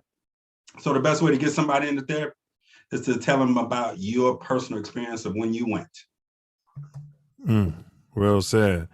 And then his follow-up question to that is, how much does therapy generally cost, and is it potentially covered by your insurance provider? There are a lot of insurance providers who cover therapy. And therapy ranges anywhere from $75 an hour to $400 an hour. It's like anything else, you get what you pay for. Right. And so you have to look at it as an investment in yourself, right? You ain't paying them, you're investing in yourself. The number one determining factor in terms of your healing journey is finding the right service provider, like anything else, the right coach, the right music teacher, the right spouse, right? So, and that might take you going through a few therapies, right? But the best way to do it is to, get referrals. Majority of my clients come by way of referrals. And hopefully you've got an opportunity. I'm pretty transparent online because I get that your number one determining factor is if I'm your person, right? If you resonate with at least how I portray. And then you call, right? We have a direct conversation. So that's how, we do it. But it ranges anywhere from $50, $75 an hour to $400 an hour, right? But I can tell you get what you pay for. So if you jump on your insurance and you get one in your network, more than likely they are overworked and underpaid. And you may find that you just a number. But keep in mind, when you go through your insurance company, they must and oftentimes present a diagnosis to get paid from the insurance company. When you go through your insurance company, it's like anything else. The loyalty from your service provider is to the person who pays them, not your healing. Right. Right. So they're going to do what they need to do to get paid so they can feed their family. Your healing comes secondary. For me, I take a direct approach. If I don't provide good healing work, I don't eat, and I can live with those circumstances. Do the HIPAA laws or privacy laws, like with an attorney, I can tell my attorney stuff and then the attorney can't tell anyone. Is it like that with the therapist? Like, do therapists go to dinner and just say, man, 9 Mills came here and told me this and that, and you know what I mean? Because that seems to be a concern in the Black community, privacy. 100% confidentiality, right? 100%. There are laws in place, right? There are some extenuating circumstances, right? Somebody can get your lawyer, a judge can get your lawyer to tell them anything they need, right? To threaten to take away everything that they got. But my job is very simple, right? I'm 100% confidentiality. And here's what you need to know. Nothing that anybody of our experience has gone through that's unique. We think it's unique because it's us and it hurts like it. I deal with it on it. So the first thing I do is let brothers know you're not alone, right? Because one of the things that impact us from a traumatic standpoint is we feel alone when we're going through it. We're resilient people. We can get through anything. That's why we're still here. Yeah. The idea in the privacy of your own four walls is that you're feeling like it's just you. No one gets you. No one cares. It's all alone. And I can assure you, not only personally, but professionally, you ain't alone. You ain't alone. I tell people I'm a professional secret keeper, and I done heard it all. And I done been through it all. And so we get to heal together, because one thing we share as Black men is this unique experience in this planet, in this country. This is a question from Stephen Eke. I hope I'm saying it right. I think it's Eke. Dr. Jasper, how can melanated peoples across the world learn to remove the false wedge of difference placed in our midst that continues to prevent global Black solidarity or unity? Yeah, you got to disregard mainstream media for starters, right? What you pay attention to is what you start to resonate with, right? There is lots of opportunities for us to stay in direct connection with people we resonate with, shows like this. And so there's a lot of ways to do that. We position ourselves to be inundated with propaganda, right? Not understanding that racism is just that. There are sociologists and psychologists and economists and everybody else that is hired to uniquely put obstacles in the way. And one of that is keeping us, the global majority, from coming together, because they get what that is. They get what that means, right? And so the first thing is to guard your grill, as we used to say. Guard your dome. Be very intentional on how you are feeding yourself. And I'm not talking about food, obviously. So that's just starters. But you have this uniqueness about you, right? There's this thing called intuition that collectively we only assign to women having more of. No, as melanated people, we have a direct internal guidance system to the creative intelligence, whether you believe that or not. Facts, like a sixth sense almost. Mm-hmm. You know, we always say, something told me. And that was a great question, by the way, Steve. Charlotte Ford, who I could be related to, I got Fords in my family, says, how did you become a therapist? I became one in therapy, right? So let me go back. So right around 39, when I turned 39, almost 40, I went through some very traumatic, what I thought was unique challenges, right? And so I had to go see a therapist. And I went to 5 different ones. And I was on the 5th one. I went to 4 Black therapists. And on the 5th one, I went to a white gentleman. Not because I gave up on Black therapists. He was just the next one in line in terms of on the list of providers. But when I went and saw this gentleman for my own personal reasons, he, in session, after I spilled out my story that I've been telling for the last few years about my challenges, right? Going through a divorce, lost everything, lost both my parents, lost my marriage, spent time in jail, lost all my money, all the cars, the houses, really fell into a slump. Once I gave him that story that I had been telling everybody and anybody to listen hundreds of times, he asked me after I shared more than 40 minutes straight, he looked at me, white gentleman, and he said, you ever thought about becoming a therapist? This was in session, real story. And I said, what? He said, no. Have you ever thought about becoming a therapist? And I said, man, what are you talking about? He says, I'm on my way to retire, right? I've been serving Black men unsuccessfully. The mental health industry alone can't reach y'all. You guys have a unique experience that only people like you could help. Mm-hmm. And so you really want to heal yourself and get through on the other side? Get back in school, right?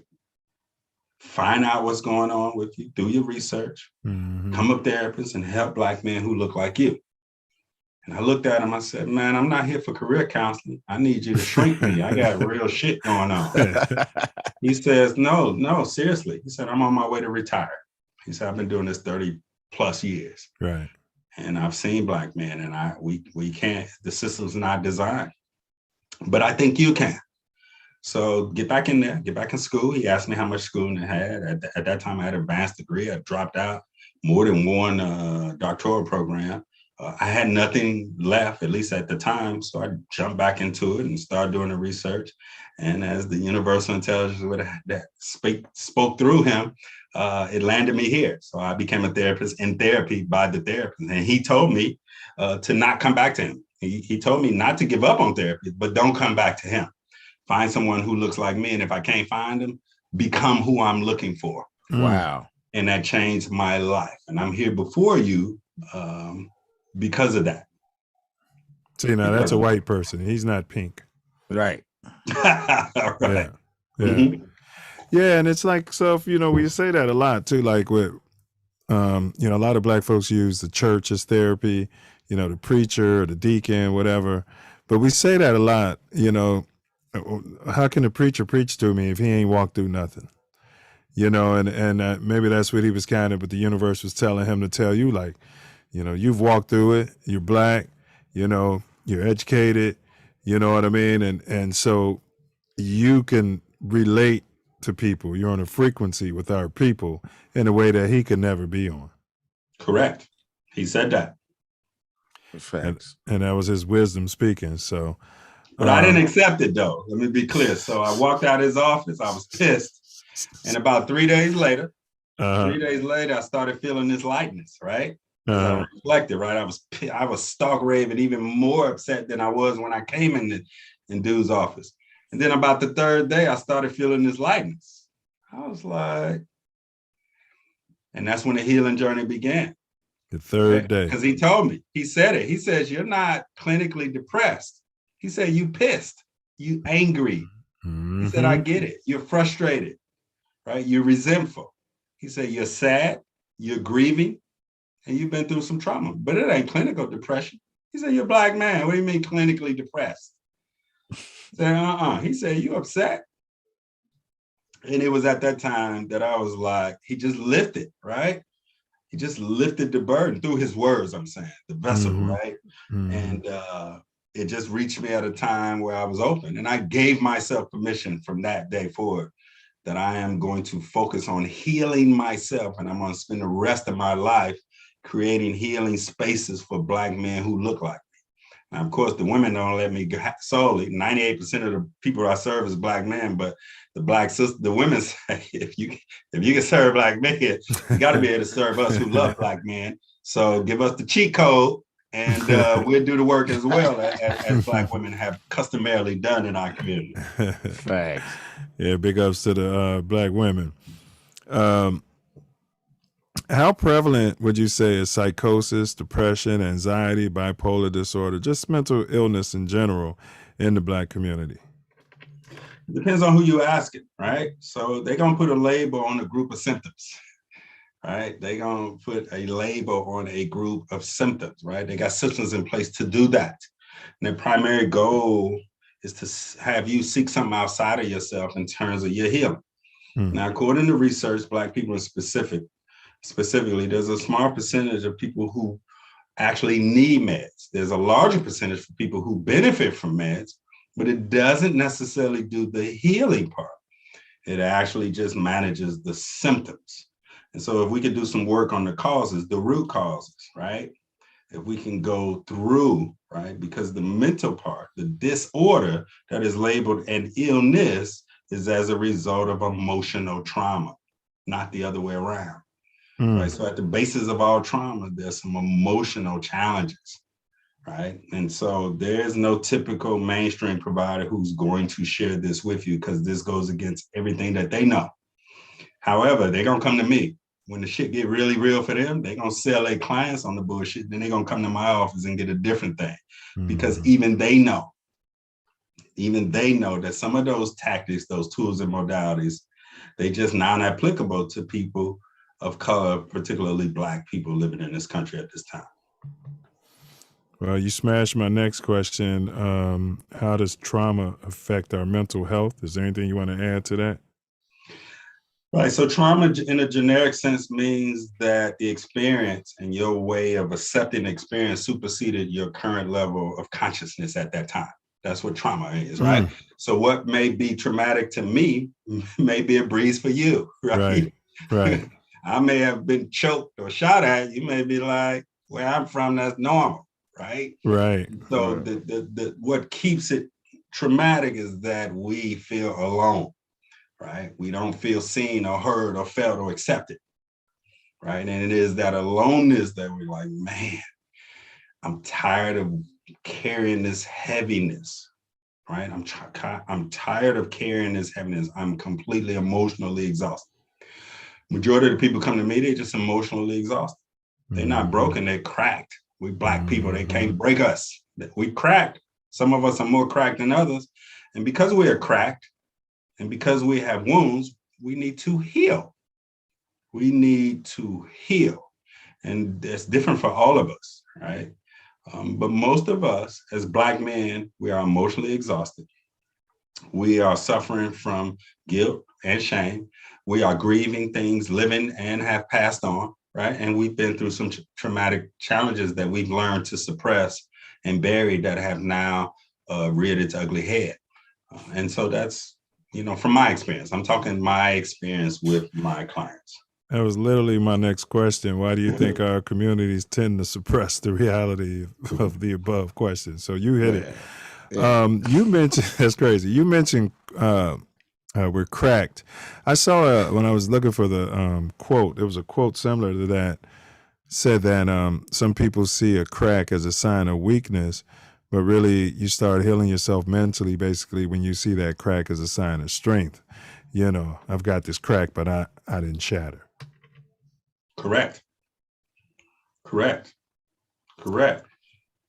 right. Really, so that really goes into the quote of the day too. So I mean, what was it, Self? It's that great. Well, I'm gonna paraphrase. I'm not gonna paraphrase. I'm gonna get it up, but it was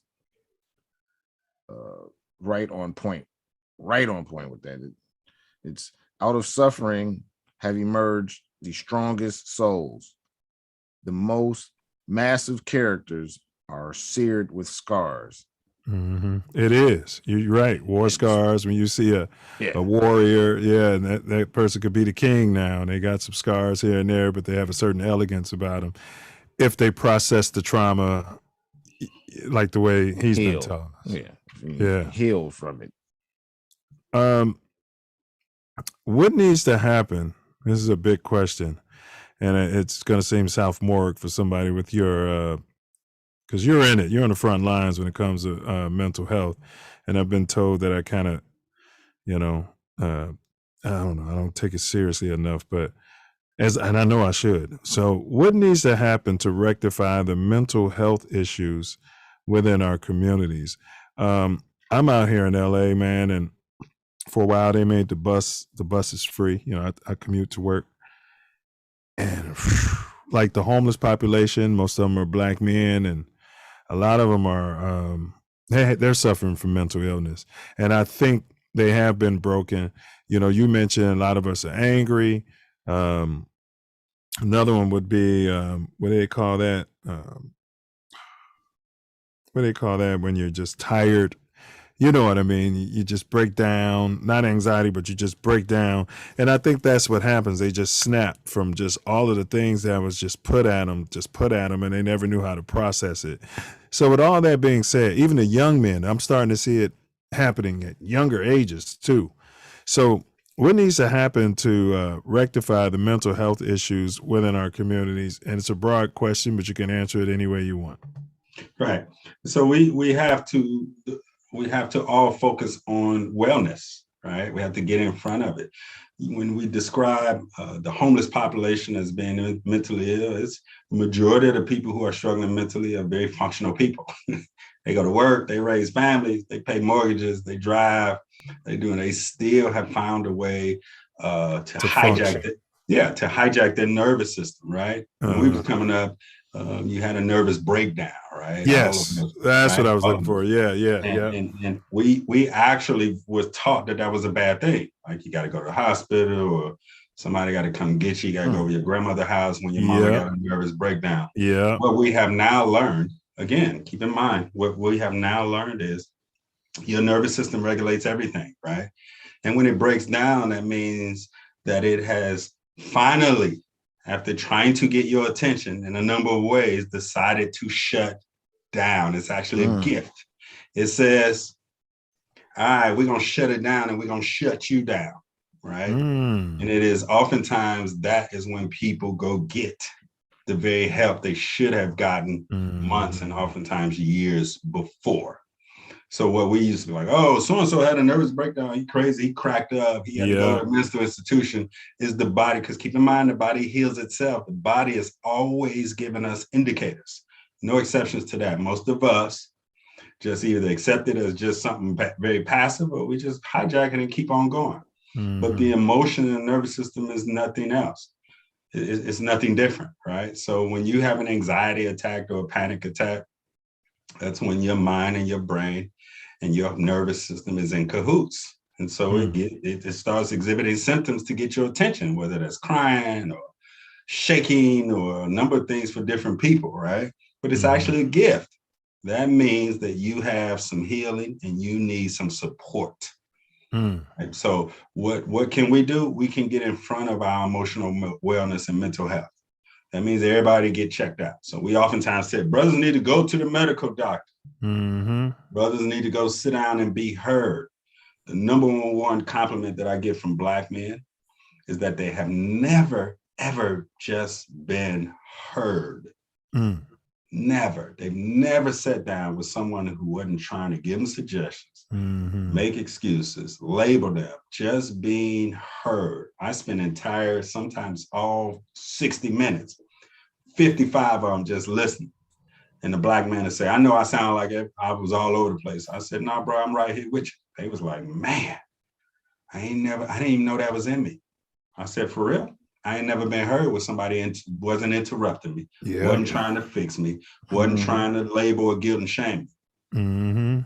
They get to hear them, so they get it to come out. They get to massage it. They get to say, man, did I say that? I didn't even know that was in there. And that is when the real work happens. Because see, this is what we know. Your healing journey, you'll be on a journey of recovery for the rest of your life. We just think it's substance or drugs. No, we all on an emotional healing journey, whether you realize that or not. Most of us have just numbed it out. TV, video games, drugs, sex, music, most of us did, but we all can benefit from checking on ourselves emotionally. Man, and I know, I think the other community, like what we call a nervous breakdown, they call it, she was suffering from exhaustion. You know what I mean? Right. Exactly. Which is pretty much your whole mind was just exhausted and just, so you're saying like your body gives you a panic attack, you might be breathing hard or whatever, and it's almost like a gauge in your car. It tells you the temperature running too high or something like that, right? It's just something to tell you that you need to see the mechanic before something more serious happens. Exactly. Right. And they come in different forms, right? It can be subtle, right? It could be tears come out of nowhere. You can be dry. You know, I've cried more from 40 to 50 than I did my entire life. Man. I don't have to have a reason. I embrace it. Man. Charlotte Ford, and I think he just kind of answered part of your question. Listen. She said, what unique approach do you take for Black men to assist with their healing journey? It's a two-part question. And how can women help Black men? She said, y'all Black men, along with your healing journey. Great question. Good question. So my unique approach is first listening to them, creating a healing safe space to listen to them without trying to fix them, given the message that they're broken, right? They're cracked and they need to heal. And so my job is to remind them that they have the power to heal themselves. And the reason why I know this to be the case is because not only have I done it, but in a lot of areas, I'm still doing it. So I get to share a healing journey with them, provide them support, accountabilities, tools, and modalities to support themselves. Not like I did, but I give them what I got, both professionally and personally, and they get to put it into action. What women can do is to work on their own mental health and wellness, right? That's what they can do, right? We can't give what we don't have. I get calls from Black women, whether they're mothers or sisters or wives or fiancés, on behalf of Black men. And they say, well, he doesn't want to come. He said he don't need therapy. And I said, yeah, none of us feel that way. I didn't think I needed it before I got in here, but I did. So that's okay. All right. You want to get your Black man into therapy? Sign up for both of y'all and let me take it from there. Man. That's going to be a self-love. Let me get my camera going. That's going to be a self-love clip right there. Self-love. All right. We're going to change gears. That's going to be dope. We're going to change gears a little because imagine Self Love had a time machine and he took you back to your 9th birthday and, you're making a wish, you're blowing out a candle, and your wish happens to be to see yourself as 51 years old as you are now. So what advice would you give to your 9-year-old self? Great. I'd remind my 9-year-old self that I'm okay. I'm okay. Right. Oftentimes, children don't feel okay, and we carry that lack of safety and security into our adulthood, rest of our lives. Right. Yeah. I would tell myself, and I actually heard this again. My mother, in my estimation, was solid emotionally. Right. I deal with a lot of parents who haven't matured emotionally. I was fortunate to have a mother who did, and she used to remind me, you're okay, even in some of my toughest moments. She didn't discredit that I was going through something, but she reminded me that there was a difference between me being angry and sad and afraid as opposed to being in clear and present danger. Facts. And she used to tell me, you're okay. She used to remind me to breathe, right? And things of that nature. But she also did that when things were going well. Right, she was in front of it. So those are some of the things that show up. So I would tell my 9-year-old self, I'm okay, and who I am is enough. Wow. Yeah, we had a brother that say, I just give myself a hug. You know what I mean? So it's just, we're going to compile a video with all this advice. Basically, basically what we're doing is advising 9-year-old boys and girls, things they might need to hear. We make one long video out of it. Sure. All right, so we're going to jump into the esoteric questions, but before we go there, can you recommend a book for the Self Love Nation? So I'm oftentimes asked to recommend books, and at one point, I'm still an avid reader, but at one point I was reading 2 books a week, right? Because I don't own a TV. And so I used to really be, from an ego standpoint, to say, hey, this is what I'm reading and this is what you read. Now I offer people to really just do their own research, right? Because, see what resonates with you, but don't be afraid to step out of your comfort zone. My number one thing for you is to be a reader, more so than me recommending the book to you. Just become a reader on a regular. Have a conversation with an author of your choice about any subject of your choosing. Now, if you have a specific area of concern, we can both do a collective Google search and I can check with my network and see what it is. But I don't offer my book list to people. Brothers ask me all the time, and I just kind of grab a few books off my personal and I take a picture of it and send it to them. I got some brothers who are truck drivers and they buy the audio books. And so oftentimes they're like, give me 4 books. And what they saying is, grab me 5 off your shelf, take a picture of it and send it to me. And I'll see if I can get the audio version because, I kind of want to get some of that Kool-Aid you drink. And so, but that's as far as I go with the book recommendation at this point in my life. I feel that. And, self-love's been unplugged for a minute. I've unplugged a lot more since I watched George Floyd get kneed out like that. I barely watch TV, could barely stomach the NFL. All of that is just even when I watch it now, movies, all of that, it's just a big waste of time. So can you recommend a Black-owned restaurant? Anywhere. It could be anywhere. Man, there's so many in Atlanta, man. It's tons of Black-owned restaurants in Atlanta. But the one I just went to Truth Restaurant in Chicago. I was just in Chicago. And right before we headed to the airport, me and Charlotte Ford, the one that keep putting those questions in there, my lady. Okay. Me and her visit a restaurant called Truth. Okay. Yeah, I know it. Yeah, over in it's in Bronzeville, and superb service. The food was great, and yeah, we flew on up out of there. It was cold at the crib. Okay. So what was that restaurant? Jacob, I think he's a part owner of. He recommended a few times. Man, the vegan something. Yeah. Yeah, it might come to us because it's in Atlanta, so I wanted to recommend it to you. All right. Text him and see if he responds. So, Jacob, I know he's got shot. He's healing. So, man, you need to go check up on him, bro. If it's vegan in Atlanta, I probably know about it. Just give me the name. Right. Yeah. Yeah. All right. So I got to check up on him. He okay. Responded to me though. I got to get to him though. Yeah, get to him, bro, because I'm not there. All right. So the quick hits. These are yes/no questions because I know it's late where you are. So these are the yes/no questions, and then we're wrapping it up. Yes or no? Is there a God? There is a Most High that most people refer to as God. Yes. Okay.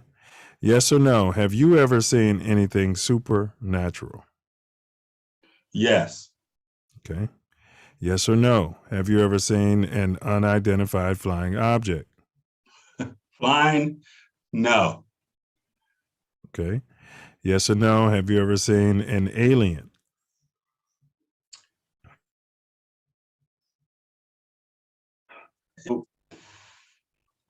No.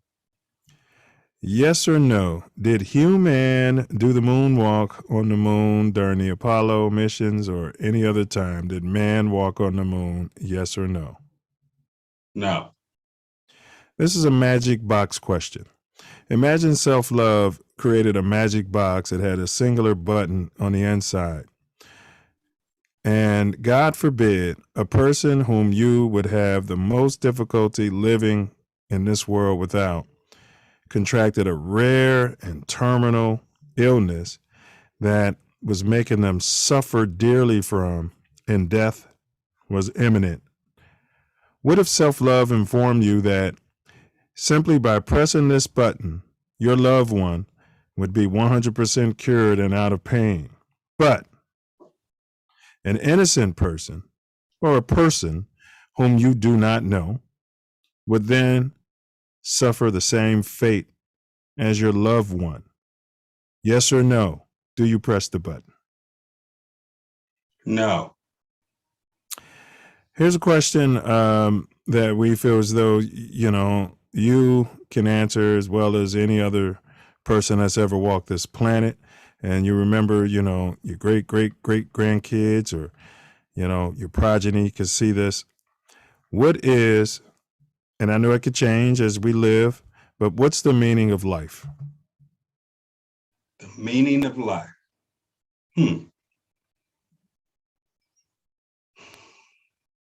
To create, to experience. That's well said, because I've been saying we're fractals, like mathematical fractals. And if the creator, as you said, a Most High is a producer and created us, and we're in that image or what have you, then we should be producing and creating, etc. So I like that. To create an experience. I love that. All right. Anything that we haven't covered that you wanted to unpack? Not that I could think of, man. I just I'm grateful that that you extended the invitation. Shout out to my brother Ernest. Yes, sir. Perry, my man, for making the connection, man. I appreciate all of you brothers. This is good stuff, and my heart was blessed today by sharing this space with y'all, man. That feeling is totally mutual. Good Newt. You know what I'm saying? And, yeah, I knew it was gonna be good when he was from Single Letter Chapter. And, exactly. And now Bubblegum Shrimp. And your Sands is Cash. No, you're Cash 90. You're 91. Yeah, I'm Sans, 90. Cash played Cash is before my me. Sans technically. Yeah. Yeah. Okay. Yeah. All right. So That's my man, though. That's my man. Cash Money.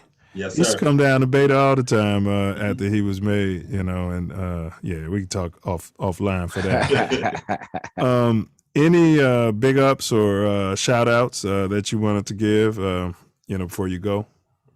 I want to shout y'all out, man. Brother Torrey, Brother Mills, man. I just appreciate y'all, man.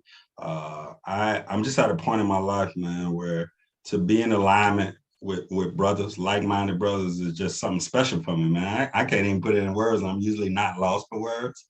But I'm at a point now, man, just having a real conversation with real solid brothers. It's the work for me, right? Yes, sir. And so, to be recognized by brothers who look like you, who share similar journeys, man, that's to me one of the highest compliments to receive. And so I'm glad that I've crossed people, crossed sands, crossed mutual brothers, in doing real work in the community that has gotten me here, along with some tough other things. And so, yeah, man, I'm just at a point where when my schedule allows it and the invitation comes, as y'all brothers can see, I'm on it.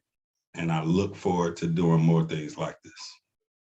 Man, good brother, and respect. And I always say we got to big up each other more. Black men, Period. like Tory will beat somebody in one-on-one. He could beat 100 people in one-on-one basketball, and they just can't say he's better than me in that guy's better than me in basketball.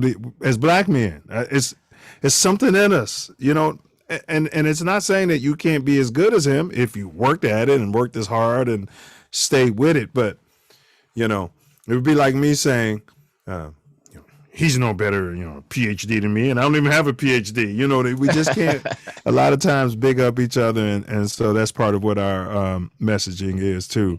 Man, give each other our flowers while we're still here, Facts. Yeah. And it builds and I found that giving it to you is it starts from me, right? I give it to myself, so I have it to give. Oftentimes we penalize and get on brothers that like they don't have it to give. They haven't given it to them. They can't give us what they don't already possess.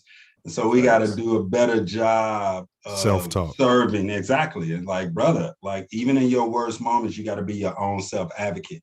And if healing is necessary, because we all need it, let's get you in the right space. Right, so that we can vibrate. Everything is everything. So yeah, man.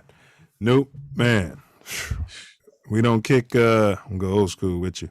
We don't kick. We don't kick nobody out, brother. But especially not no noops. So you can show yourself out, and we appreciate you doing this, man. Much respect, man. Appreciate y'all, man. Love, honor, respect. Absolutely, man. Good brothers. I appreciate y'all, man. Let's do this again. On and offline. I got y'all numbers locked in personally. So man, y'all already know if I find out y'all came to the air and y'all ain't hit me up, it's gonna be, look, I still got something around here now. Look, I know y'all ain't been in the cut in a minute now. Yeah. All wood, no paper, bro. All wood, no paper. For sure. I appreciate y'all, man. Love, life, peace, power, man. Until next time. Yes, sir. Good brother. Yo. Yeah, that was extremely expansive. Man, Gem Factory. That was almost like you wrote a script and it happened. Almost, you know what I mean? Yeah, he was right in line. Answering questions. Like, if just you ask a question, he just go down the next 2 or 3 questions and all be concise in a nice, format. It was totally. Even the questions from you in the chat, it was all like a puzzle that was just came right together. Man, you know what I mean? Yep, I know exactly. It was linear. Yeah, it was moving with the man. It was the frequency was all cohesive. Yeah, man, that was a great cipher, a great build. Wow. You know what I mean? Big ups, like he said, big ups to EP, because because he said he would be a Man. great guest, didn't he? EP was Yes. adamant. Yes, he's been correct. I would trust his judgment for sure. Because Yeah, he posted another one. He said somebody would be good. I got to research. Yeah, I got to research that. Well, Some sort of rapper, I think he was. Some sort of performer. Yeah. I think he's a director. He did some Oh, is that what it was? documentaries. A documentary dude. I think he's from Shy. Oh, okay. All right. Yeah. I think that's what I saw. Yeah, well, we forgot to do the name game with him, but we'll save that for another day. You know what I mean? Yeah. The name game. He would have been nice. He'd have been nice in there. And then, Self, we didn't even send him the questions, and it was Lenny. Right. That's You what I know? mean. It was like it moved like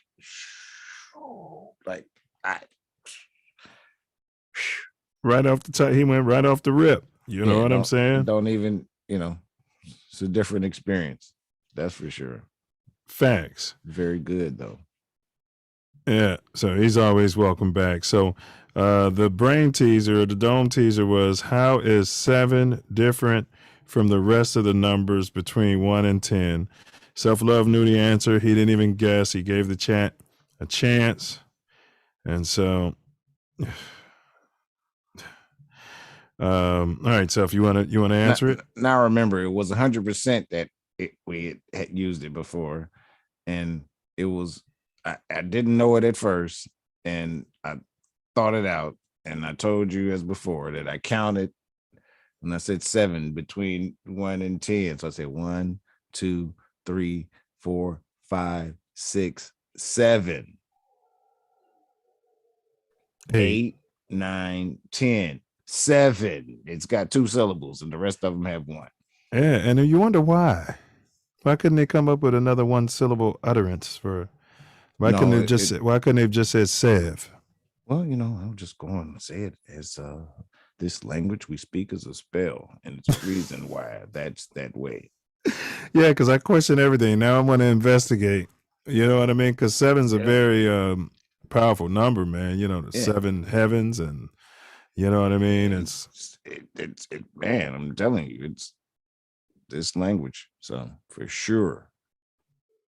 Facts. So you guys had an opportunity. We would have given you a point had you come up with it, but it's all good. It's all good. And you guys make sure you check in next week. Make sure you check in next week on the J20. You see what happened on the what you talking about? The chat. Oh, they came up with it like E. Perry said he Googled it. All right. I'm the overseer said 2 syllables. When did they come up with it? I don't know. It says 9:22. They could have had it because the show be about 1 or 2 minutes behind. So it's facts. Yeah. All right. We're not gonna accuse them of cheating because EP cheated. EP cheated. He Googled it. You know what I mean? He Googled it. At least he admitted it. So I'm the overseer. We'll give you a half a point, and we'll give EP. Oh my God. I knew it the whole time though. So I mean, Yeah, but we were giving them a chance to slide into a point. You know what I mean? But it ain't you know what I mean? You got the point the first time. For me, so I don't, Yeah, I mean, you're up like 100 to 3. You know what I mean? But they're not going to say he's better at riddles than me. They won't give you that. All right, but yeah, you guys. So for our J26, our January 26 show, as you guys know, we've been doing a series on dead rappers. So we've covered B.I.G. We did B.I.G. on the last one. And Scott LaRock.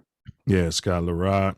So now we're on Big L, and then there's a couple others I hadn't heard of, but Big L is the main dead rapper, and I think he influenced Jigga, didn't he? Jigga was all on his coattails. Well, he influenced everybody, really. Yeah, your boy Aunt B used to love Big L before he got Big L is yeah. And Beast special. be talking Still, about Big L. I mean, the things he said, the He was patterns. way and ahead of flows, his damn time. I mean, Oh my God, it's the quadruple kind of trying to is like, yes, like what? Then you listen to it, you're like, wait a minute, that was talking about at the beginning, all the way at the end. What? And he's just so far ahead of his time. You know what I mean? And I think he was already trying to keep his own masters, and you know, he wasn't gonna sign a brick. Man. So y'all tune in next week. The week after that, we got another guest coming. We're gonna announce that next week. So big ups to you guys for all of your support. Tomorrow, live on TATN. TATN. We're gonna unpack the Rooney Rule, the NFL's Rooney Rule. Is it real or is it a farce? The Rooney Rule, and that's the rule where they force the KKK ownership to at least sit down and talk to somebody in blackface about a job, right? They just changed it where now they got to talk to two of them before they hire somebody white. So that's the Rooney Rule. So I'm going to turn it over to the co-host for my personal favorite part of the whole shebang, and that's Brother Wordsmith's final words out there.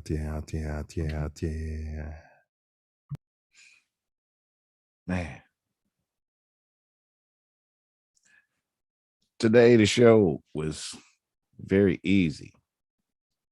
Believe me, it's not always that way. And I know fat meat grease. But this brother spoke like the Creator spoke through him. Put it all together. We could see the congruence. To the Self Love Nation and the Moor Growth and Development platform. He was speaking from it like he wrote it.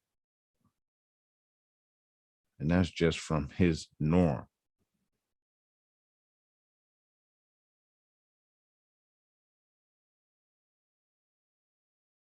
We all need a mental checkup. I know we check on each other. Some don't or do, but y'all know what's up. You need someone you could talk to and confide. And they not gonna go tell nobody or decide to take no judgment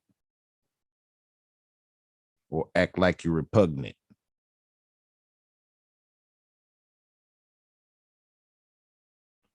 Now, you might need to find someone that vibe like you, or go through a few to find who's right for you.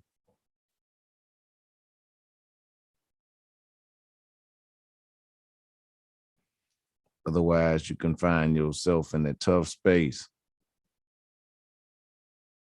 and no one to talk to relieve the pressure. No escape.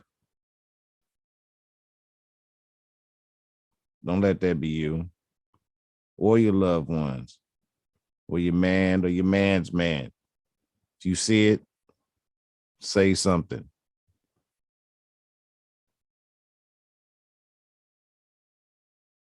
Because we all can do better if we solidify. No matter the weather or the storm or how our enemy perform. If we stand as one, nothing can be done. No separation.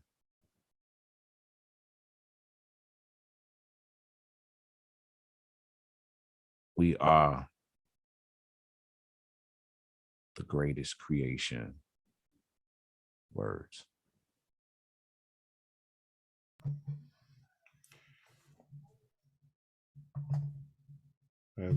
Once again, another great way to close out the show with Brother Wordsmith's final words out there. So this one's going to be Nas and featuring Quan. Just a moment. This is just a moment. Bullets and boomerangs. Stand your ground. Murder is suicide. Yeah. An eye for an eye. Silence is violence. See something, say something. 12, 12, 12. All right, here's slave theory, bro. Greed plus ego. Put that over some fear. And that's how you make a slave, Brody. Facts. Charity plus humility times love makes freedom. Facts. That's how you create a free man. Do not answer questions. But question everything. Fear is cap, meaning fear is an illusion. Vibrate love. Facts.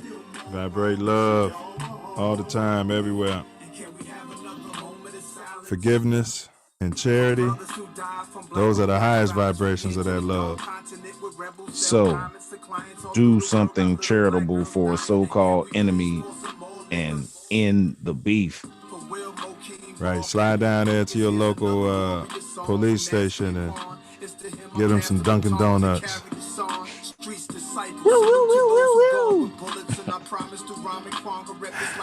Hey, Def Love, they say healthy people heal that people.